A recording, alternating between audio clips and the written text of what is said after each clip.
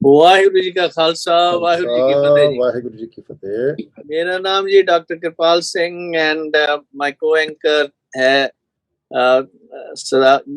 ਧਰਮ ਸਿੰਘ ਜੀ, ਗਿਆਨੀ ਧਰਮ ਸਿੰਘ ਜੀ। ਤੇ ਸਾਡੇ ਪ੍ਰੋਗਰਾਮ ਦਾ ਨਾਂ ਹੈ ਟਿਪਸ ਫॉर ਗੁੱਡ ਲਾਈਫ, ਸੁਖੀ ਜੀਵਨ ਦੇ ਰਾਜ਼। ਤੇ we want to thank Meghraj Singh and Voice of Manavta TV News for this chance to discuss about life and legacy of Banda Singh Bahadur Part 2.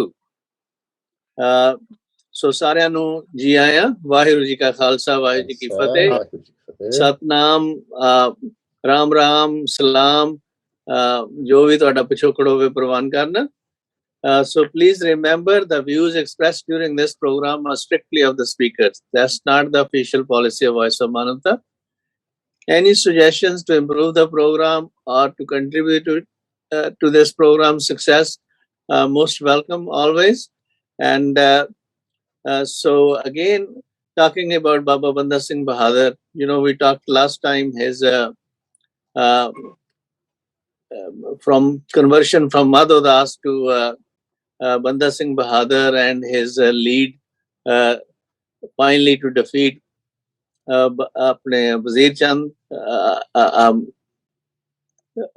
Wazir Khan of Sirhind and bringing them down to their knees and Chapar Chidi de Maidan de vich.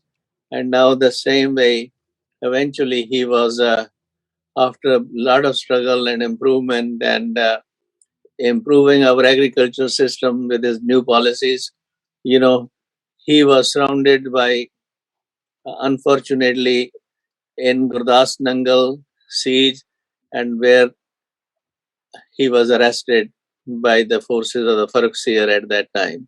So we will take from there and talk about what happened, why this happened, and what was the impact of it on the growth of the Panth and the history of India.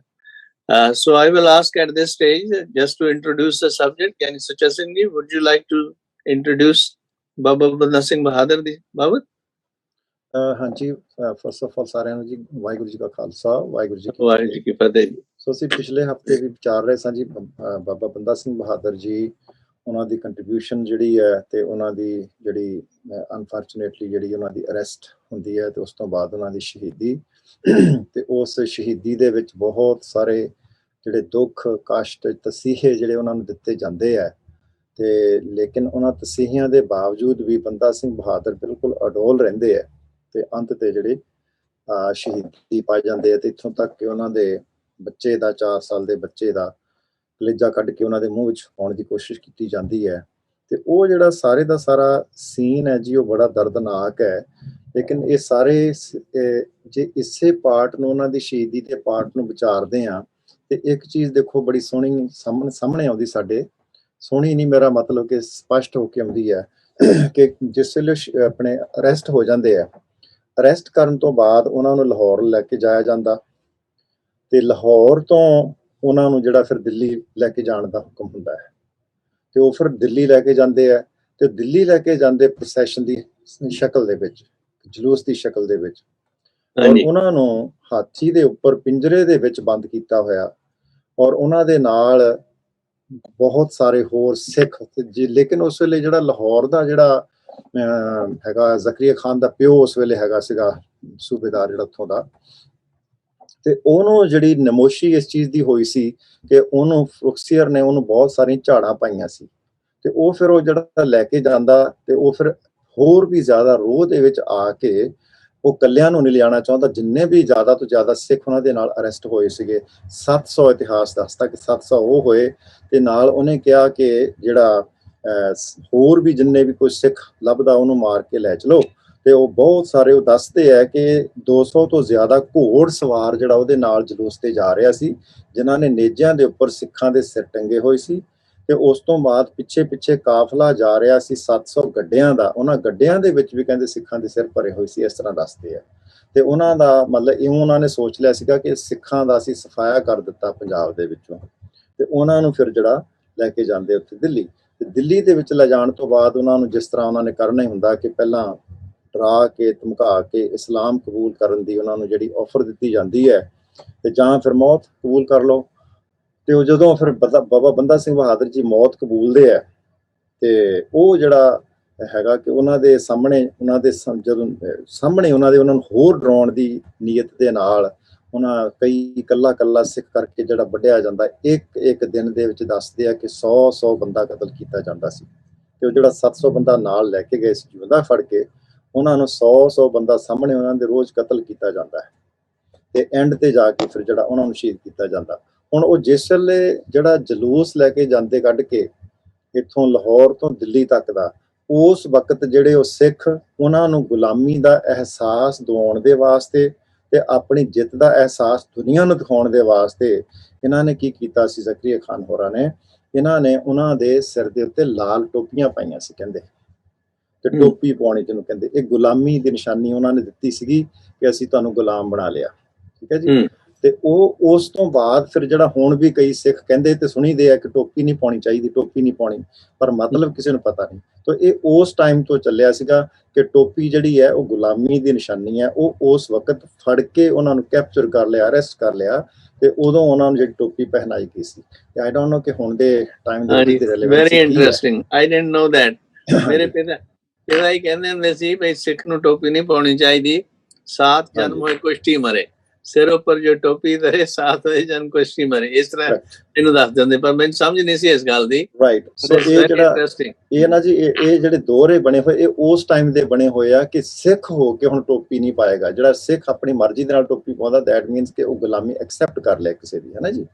ਇਸ ਵਾਸਤੇ ਜਿਹੜੀ ਇਹ ਦੋਹਰੇ ਬਣੇ ਸੀਗੇ ਕਿ 7 ਜਨਮ ਕੁਸ਼ਤੀ ਹੋਏ ਮਰੇ। तो हाँ इन्हां चीज़ां दी टाइम टू टाइम जिहड़ी रेलेवेंसी हुंदी है, उस तो बाद जिहड़ी रेलेवेंसी खत्म हुंदी जां मध्यम हुंदी जांदी है, ते असीं सिर्फ जिहड़ा शब्दां दे नाल जुड़े रह जांदे। तो ये चीज़ां भी टाइम टू टाइम सानूं रिवाइज करनियां चाहीदियां। ठीक है गल तुहाडी जी। ईवन नाउ जदों लोग टोपी पाउंदे सिर ते, वो इसे करके ही पाउंदे आ कि दूजिਆਂ ਨੂੰ पता ना लगे भी ये सिख आ।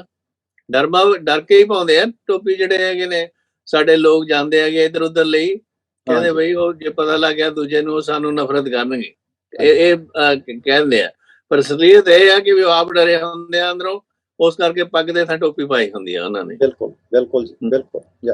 ਸੋ ਕਈ ਵਾਰੀ ਦੇਖੀਦਾ ਜੀ, ਗੁਰਦੁਆਰੇ ਆਉਂਦੇ ਆ ਸਿੱਖ, ਗੁਰਦੁਆਰੇ ਆਉਂਦੇ ਤੇ ਪੱਗ ਬੰਨੀ ਹੁੰਦੀ ਆ, ਕਦੇ ਸ਼ਾਮ ਨੂੰ ਕਿਤੇ ਰੈਸਟੋਰੈਂਟ ਕਿਤੇ ਮਿਲ ਜਾਣ ਤੇ ਉੱਥੇ ਟੋਪੀ ਪਾਈ ਹੁੰਦੀ ਆ। ਬਿਲਕੁਲ। ਸੋ ਸਿਰਫ ਆਪਣੇ ਆਪ ਨੂੰ ਇਨਫੀਰੀਅਰਿਟੀ ਕੰਪਲੈਕਸ ਉਹਨਾਂ ਦੇ ਵਿੱਚ ਆ ਜਾਂਦਾ ਕਿ ਬਾਹਰ ਤੁਰਾਂਗੇ ਪੱਗ ਦੇ ਨਾਲ ਤੇ ਪਤਾ ਨਹੀਂ ਕੀ ਹੋ ਜਾਣਾ। ਸੋ ਜੋ ਮੇਨ ਰੀਜ਼ਨ ਇਹੀ ਹੈ। ਹਾਂਜੀ, ਰਾਈਟ। ਤੇ ਅਨਫੋਰਚੂਨੇਟਲੀ ਜਿਹੜੇ ਇੱਥੇ ਦੇ ਲੋਕ ਆ ਉਹ ਇੰਨੀ ਪੱਗ ਮਾਈਂਡ ਨਹੀਂ ਕਰਦੇ। ਸਾਡੇ ਆਪਣੇ ਲੋਕ ਜਿਹੜੇ ਆ ਇੱਕ ਦੂਜੇ ਦੇ ਤੰਗ ਥੱਲੇ ਨੂੰ ਖਿੱਚ ਕੇ ਉਹਨੂੰ ਟੋਪੀ ਪਵਾਉਂਦੇ ਆ।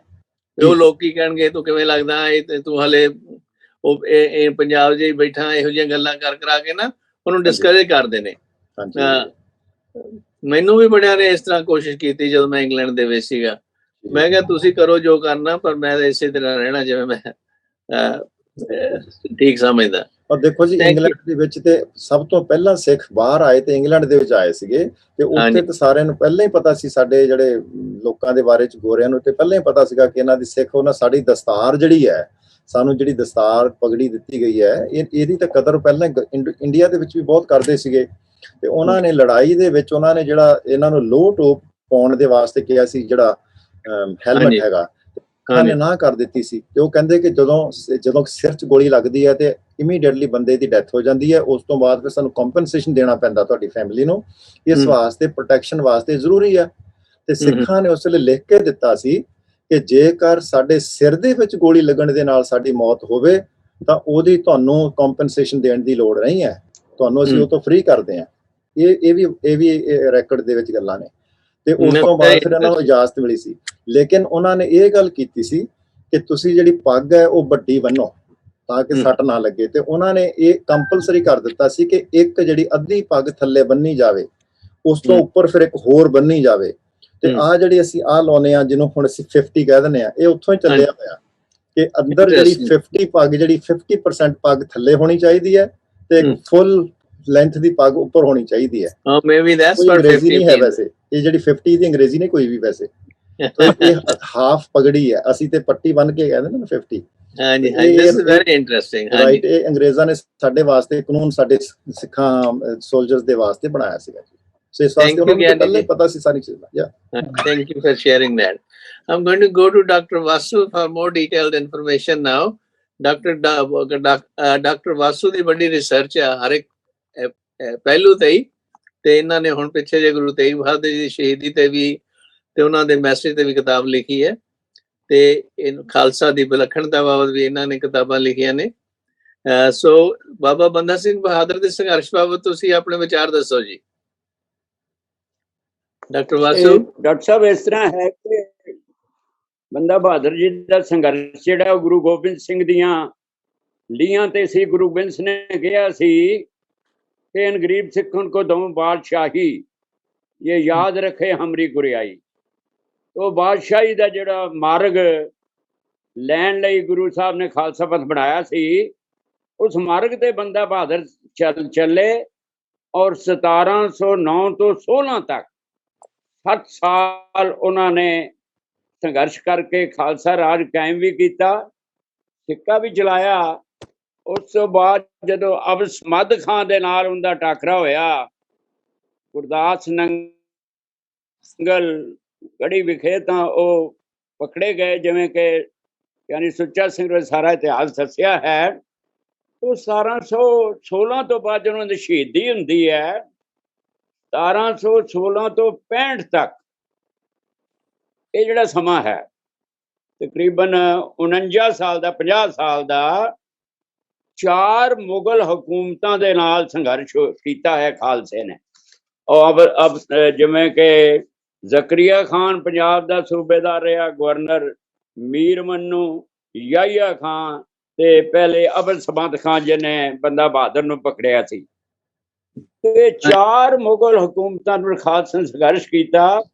ਤੇ ਜਿਹੜੇ ਨਾਦਰ ਦੇ ਹੱਲੇ ਹੋਏ ਨੇ, ਨਾਦਰ ਤੇ ਅਹਿਮਦ ਅਬਦਾਲੀ ਦੇ ਹੱਲੇ ਇਹਨਾਂ ਸਮਿਆਂ 'ਚ ਹੋਏ ਨੇ।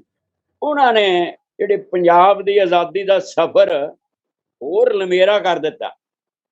ਤੇ ਇਸੇ ਪ੍ਰਸੰਗ ਵਿੱਚ ਧਿਆਨ ਰੱਖਣਾ ਕਿ 1748 ਈਸਵੀ 'ਚ ਵਿਸਾਖੀ ਅੰਮ੍ਰਿਤਸਰ ਵਿਖੇ ਦਲ ਖਾਲਸੇ ਨੇ ਨਵਾਬ ਕਪੂਰ ਸਿੰਘ ਦੀ ਅਗਵਾਈ 'ਚ ਇੱਕ ਮਤਾ ਪਾਸ ਕੀਤਾ ਸੀ।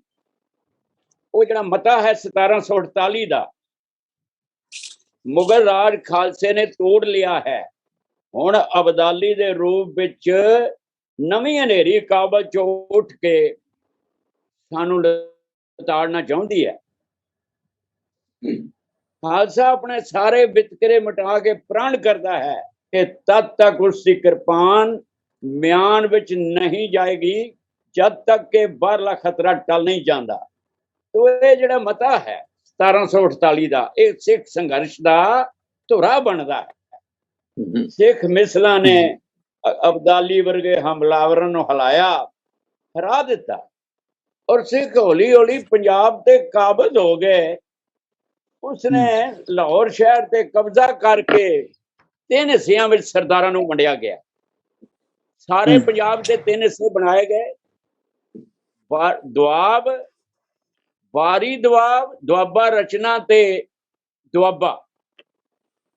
ਇਹਨਾਂ ਮਿਸਲਾਂ ਨੇ ਵੱਖ-ਵੱਖ ਹਿੱਸਿਆਂ ਵਿੱਚੋਂ ਵੱਖ-ਵੱਖ ਇਲਾਕੇ ਵੰਡ ਲਏ ਤੇ ਖਾਲਸਾ ਸਿੱਖਾਂ ਨੇ 7 ਮਈ 1765, ਇਹ ਤਰੀਕ ਯਾਦ ਰੱਖਣ ਵਾਲੀ ਹੈ, 7 ਮਈ 1765 ਨੂੰ ਲਾਹੌਰ ਤੇ ਕਬਜ਼ਾ ਕਰਕੇ ਆਪਣੇ ਰਾਜ ਦਾ ਸ਼ਾਹੀ ਸਿੱਕਾ ਚਲਾਇਆ, ਜਿਸ ਦਾ ਨਾਮ ਸੀ ਨਾਨਕ ਸ਼ਾਹੀ ਸਿੱਕਾ, ਜਿਸ ਦੇ ਉੱਤੇ ਉਕਰਿਆ ਗਿਆ ਸੀ ਦੇਗੋ ਤੇਗੋ ਫਤਿਹ, ਉਹ ਨੁਸਰਤ ਬੇਦਰੰਗ ਯਾਫਤ ਨਾਨਕ ਗੁਰੂ ਗੋਬਿੰਦ ਸਿੰਘ। ਇਸ ਤਰ੍ਹਾਂ ਬੰਦੇ ਬਹਾਦਰ ਦੀ ਜੋ ਸ਼ਹੀਦੀ ਹੈ, ਉਸਨੇ ਅਖੀਰ ਤੱਕ 1765 ਤੱਕ ਸਿੱਖ ਮਿਸਲਾਂ ਤੇ ਕਬਜ਼ਾ ਹੋਇਆ ਤੇ ਇੱਕ ਗੌਰਵਸ਼ੀਲ ਇਤਿਹਾਸ ਦੀ ਸਿਰਜਣਾ ਹੋਈ, ਜਿਸ ਤੇ ਅਸੀਂ ਮਾਣ ਕਰ ਸਕਦੇ ਹਾਂ। ਤੇ 1739 ਵਿੱਚ ਜ਼ਕਰੀਆ ਖਾਨ ਨੇ ਨਾਦਰ ਸ਼ਾਹ ਨੂੰ ਦੱਸਿਆ ਕਿ ਇਹ ਜਿਹੜੇ ਖਾਲਸੇ ਨੇ ਇਹ ਘੋੜਿਆਂ ਦੀਆਂ ਕਾਠੀਆਂ ਤੇ ਰਹਿੰਦੇ ਨੇ, ਤੇ ਨਾਦਰ ਸ਼ਾਹ ਨੇ ਪਛੀਨ ਗੋਈ ਕੀਤੀ ਸੀ ਕਿ ਜਿਹੜੇ ਘੋੜਿਆਂ ਦੀਆਂ ਕਾਠੀਆਂ ਦੇ ਰਹਿਣ ਵਾਲੇ ਨੇ, ਇਹ ਫਕੀਰਾਂ ਦੀ ਟੋਲੀ ਤੋਂ ਬਚ ਕੇ ਰਹਿਣਾ। ਇਹ ਖਾਲਸੇ ਜਿਹੜੇ ਨੇ ਇਹ ਫਕੀਰਾਂ ਦੀ ਟੋਲੀ 'ਚ ਫਿਰਦੇ ਨੇ, ਬਚ ਕੇ ਰਿਹਾ ਜੇ ਰਾਜ ਕਰਨਗੇ, ਕਿਉਂ ਜੋ ਇਹਨਾਂ ਕੋਲੋਂ ਬਾਦਸ਼ਾਹੀ ਦੀ ਬੂ ਆਉਂਦੀ ਹੈ। ਇਹ ਨਾਦਰ ਸ਼ਾਹ ਨੇ ਜ਼ਕਰੀਆ ਖਾਨ ਨੂੰ ਦੱਸਿਆ ਸੀ। ਇਹ ਗੱਲ ਇਤਿਹਾਸ ਨੇ ਸੱਚ ਕਰ ਵਿਖਾਈ ਕਿ ਪੰਜਾਬ ਦੇ ਲੋਕ ਖਾਲਸੇ ਦੇ ਰੂਪ ਵਿੱਚ ਆਪਣੀ ਧਰਤੀ ਦੇ ਮਾਲਕ ਬਣੇ। ਤੇ ਹੁਣ ਜਿਹੜੇ ਅਫਗਾਨ ਨੇ ਉਹ ਇੱਧਰ ਨਹੀਂ ਆਉਂਦੇ। ਪਹਿਲੇ ਅਫਗਾਨ ਗਾਜ਼ੀ ਆਇਆ ਕਰਦੇ ਸਨ, ਉਹਨਾਂ ਦੇ ਮੋਢਿਆਂ ਤੇ ਹਥਿਆਰਾਂ ਦਾ ਭਾਰ ਹੁੰਦਾ ਸੀ। ਤੇ ਹੁਣ ਜਿਹੜੇ ਆਉਂਦੇ ਨਾ ਕੋਈ ਗਾਜ਼ੀ ਪਠਾਨ, ਉਹਨਾਂ ਦੇ ਮੋਢੇ ਤੇ ਹਿੰਗ ਦੀ ਗਠੜੀ ਆਉਂਦੀ ਹੈ।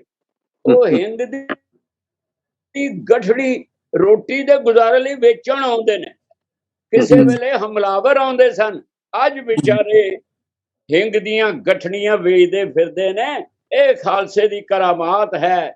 ਜੇ ਖਾਲਸਾ 1757 ਤੋਂ 62 ਤੱਕ ਅਹਿਮਦ ਸ਼ਾਹ ਅਬਦਾਲੀ ਦੇ ਹਲਿਆਂ ਦਾ ਜਵਾਬ ਨਾ ਦਿੰਦਾ ਤਾਂ ਪੰਜਾਬ ਜਿਹੜਾ ਅਫਗਾਨਿਸਤਾਨ ਦੀ ਰਾਜਧਾਨੀ ਕਾਬਲ ਦੇ ਅਧੀਨ ਹੋਣਾ ਸੀ। ਜੇ ਭਾਰਤ ਦੇ ਨਕਸ਼ੇ ਵਿੱਚ ਪੰਜਾਬ ਤੇ ਕਸ਼ਮੀਰ ਹੈਗੇ ਨੇ ਤਾਂ ਇਹ ਖਾਲਸੇ ਦੀ ਬਦੌਲਤ ਨੇ। 1809 ਵਿੱਚ ਰਣਜੀਤ ਸਿੰਘ ਨੇ ਜਿੱਤਿਆ ਸੀ ਕਸ਼ਮੀਰ ਤੇ ਪੰਜਾਬ ਖਾਲਸੇ ਨੇ ਬਚਾਇਆ ਸੀ। ਸੋ ਇਹ ਖਾਲਸੇ ਦੀ ਗੌਰਵਮਈ ਪ੍ਰਾਪਤੀ ਹੈ।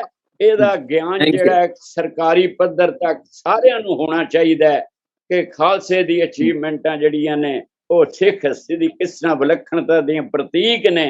ਔਰ ਪੰਜਾਬ ਦੀ ਧਰਤੀ ਤੇ ਖਾਲਸੇ ਨੇ ਆਜ਼ਾਦੀ ਦੇ ਘੋਲ ਨੂੰ ਜਾਨ ਹੂਲ ਕੇ ਲੜਿਆ।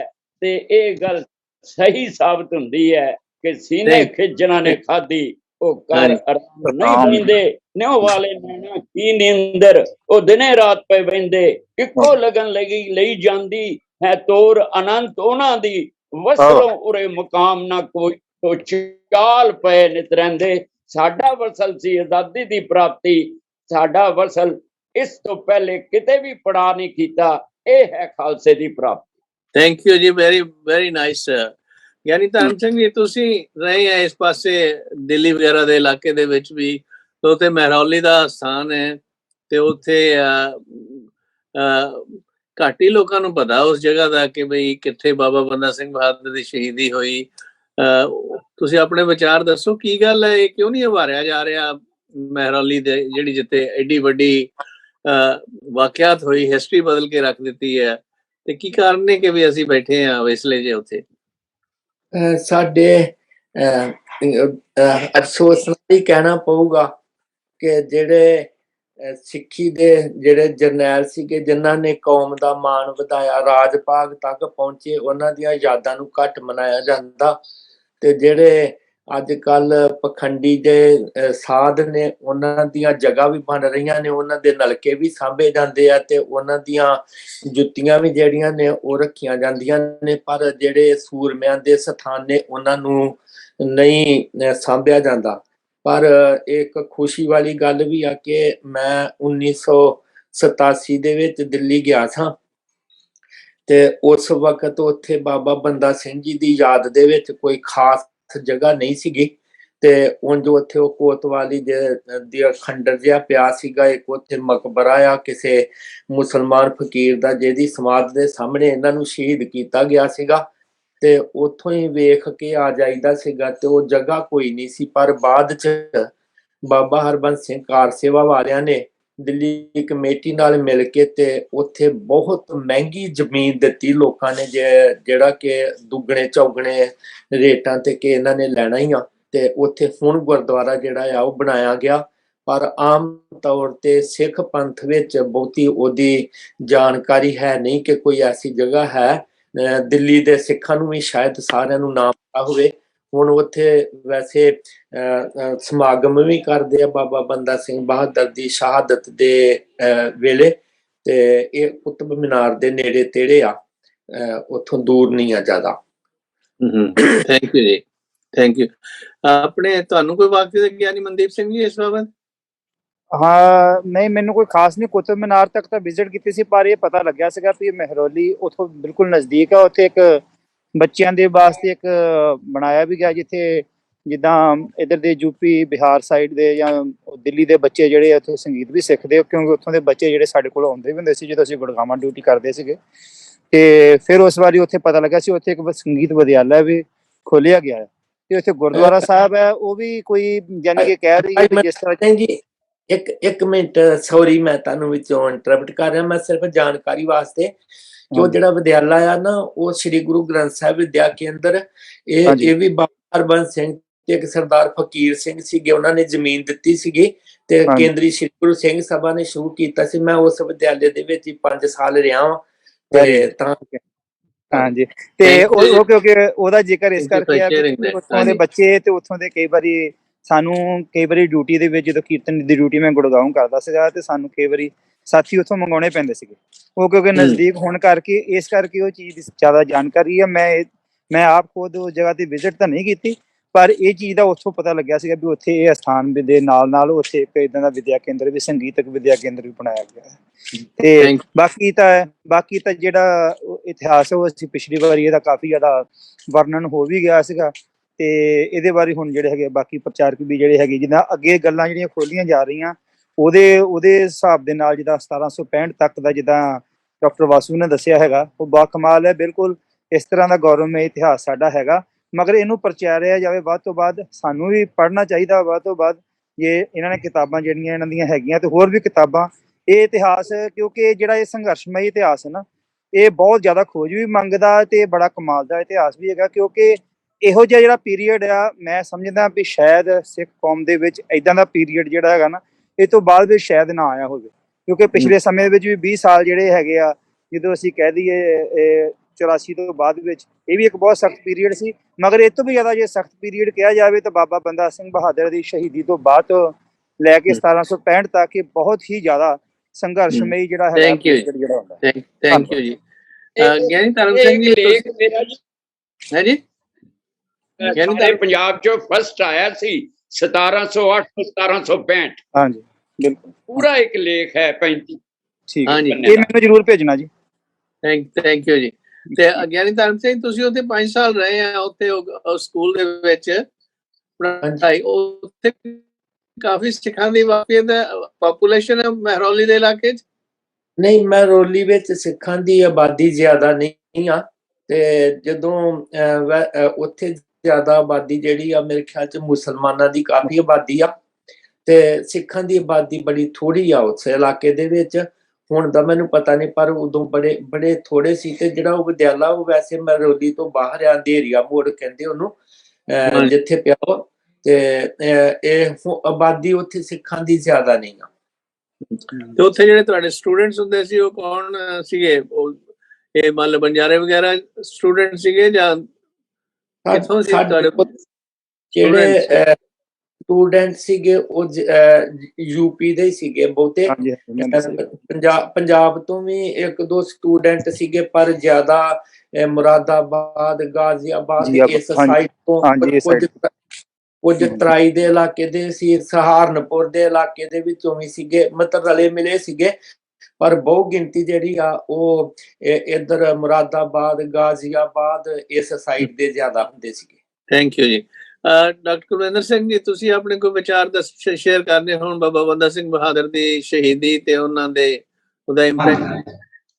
ਹਾਂਜੀ ਸਰ, ਪਹਿਲਾਂ ਤੇ ਜਿਹੜੀ ਦਸਤਾਰ ਬਾਰੇ ਗੱਲ ਹੋ ਰਹੀ ਸੀ, ਮੈਂ ਉਹ ਸ਼ੇਅਰ ਕਰਨੀ ਚਾਹਨਾ, ਜਿਹੜੀ ਪ੍ਰੋਫੈਸਰ ਸੁਚਾ ਸਿੰਘ ਦੀ ਗੱਲ ਕੀਤੀ ਸੀ ਕਿ ਉਹ ਦਸਤਾਰ ਬਾਰੇ ਇਹ ਵੀ ਧਾਰਨਾ ਹੈ ਕਿ 10 ਤਾਰਾ, ਕਿ ਜਿਹੜੀ ਦਸਤਾਰ ਹੈ, ਕਈ ਸਿੰਘ ਮੈਂ ਦੇਖਿਆ ਕਿ ਦਰਬਾਰ ਸਾਹਿਬ ਦੇ ਜਿਹੜੇ ਮਤਲਬ ਸਿੰਘ ਸਾਹਿਬਾਨ ਨੇ, ਉਹ ਜੋ ਦਸਤਾਰ ਸਜਾਉਂਦੇ ਨੇ ਉਹਦੇ 10 ਪੱਲੇ ਰੱਖਦੇ ਨੇ। ਜਿੱਦਾਂ ਲਿਮਿਟ ਦੀ ਗੱਲ ਕੀਤੀ ਸੀ ਨਾ ਪ੍ਰੋਫੈਸਰ ਸਾਹਿਬ ਨੇ, ਕਿ ਉਹਨਾਂ ਕਿਹਾ ਦਸਤਾਰ ਕੱਟੀ ਹੋਣੀ ਚਾਹੀਦੀ ਤਾਂ ਜੋ ਸੇਫਟੀ ਪੂਰੀ ਕਰੇ। ਸੋ ਇਹ ਵੀ ਮੈਂ ਕਈ ਸਿੱਖਾਂ ਨੂੰ ਦੇਖਿਆ ਕਿ ਉਹ 10 ਪੱਲੇ ਬੰਨ੍ਹਦੇ ਨੇ ਤਾਂ ਜੋ ਪੂਰੀ ਤਰ੍ਹਾਂ ਸਿਰ ਨੂੰ ਕਵਰ ਕਰੇ ਤੇ ਸੇਫਟੀ ਰਹੇ। That's interesting. ਇਹ ਦਸਤਾਰ ਤੇ ਜਿਹੜੇ ਲਫ਼ਜ਼ ਹੈ ਦਸਤਾਰ, ਰਫਤਾਰ, ਗਫਤਾਰ, ਇਹ ਤਾਂ ਪਰਸ਼ੀਅਨ ਵਰਡਸ ਨੇ ਨਾ, ਉਧਰੋਂ ਇਹ 10 ਤਾਰਾ ਨਹੀਂ 10 ਲੋਕ। ਕੀ ਖਿਆਲ ਹੈ ਗਿਆਨੀ ਸੁਚਾ ਸਿੰਘ ਜੀ, ਇਹ ਲਫ਼ਜ਼ ਉਧਰੋਂ ਨਹੀਂ ਆਏ ਦਸਤਾਰ, ਰਫਤਾਰ, ਗਫਤਾਰ, ਪਰਸ਼ੀਅਨ?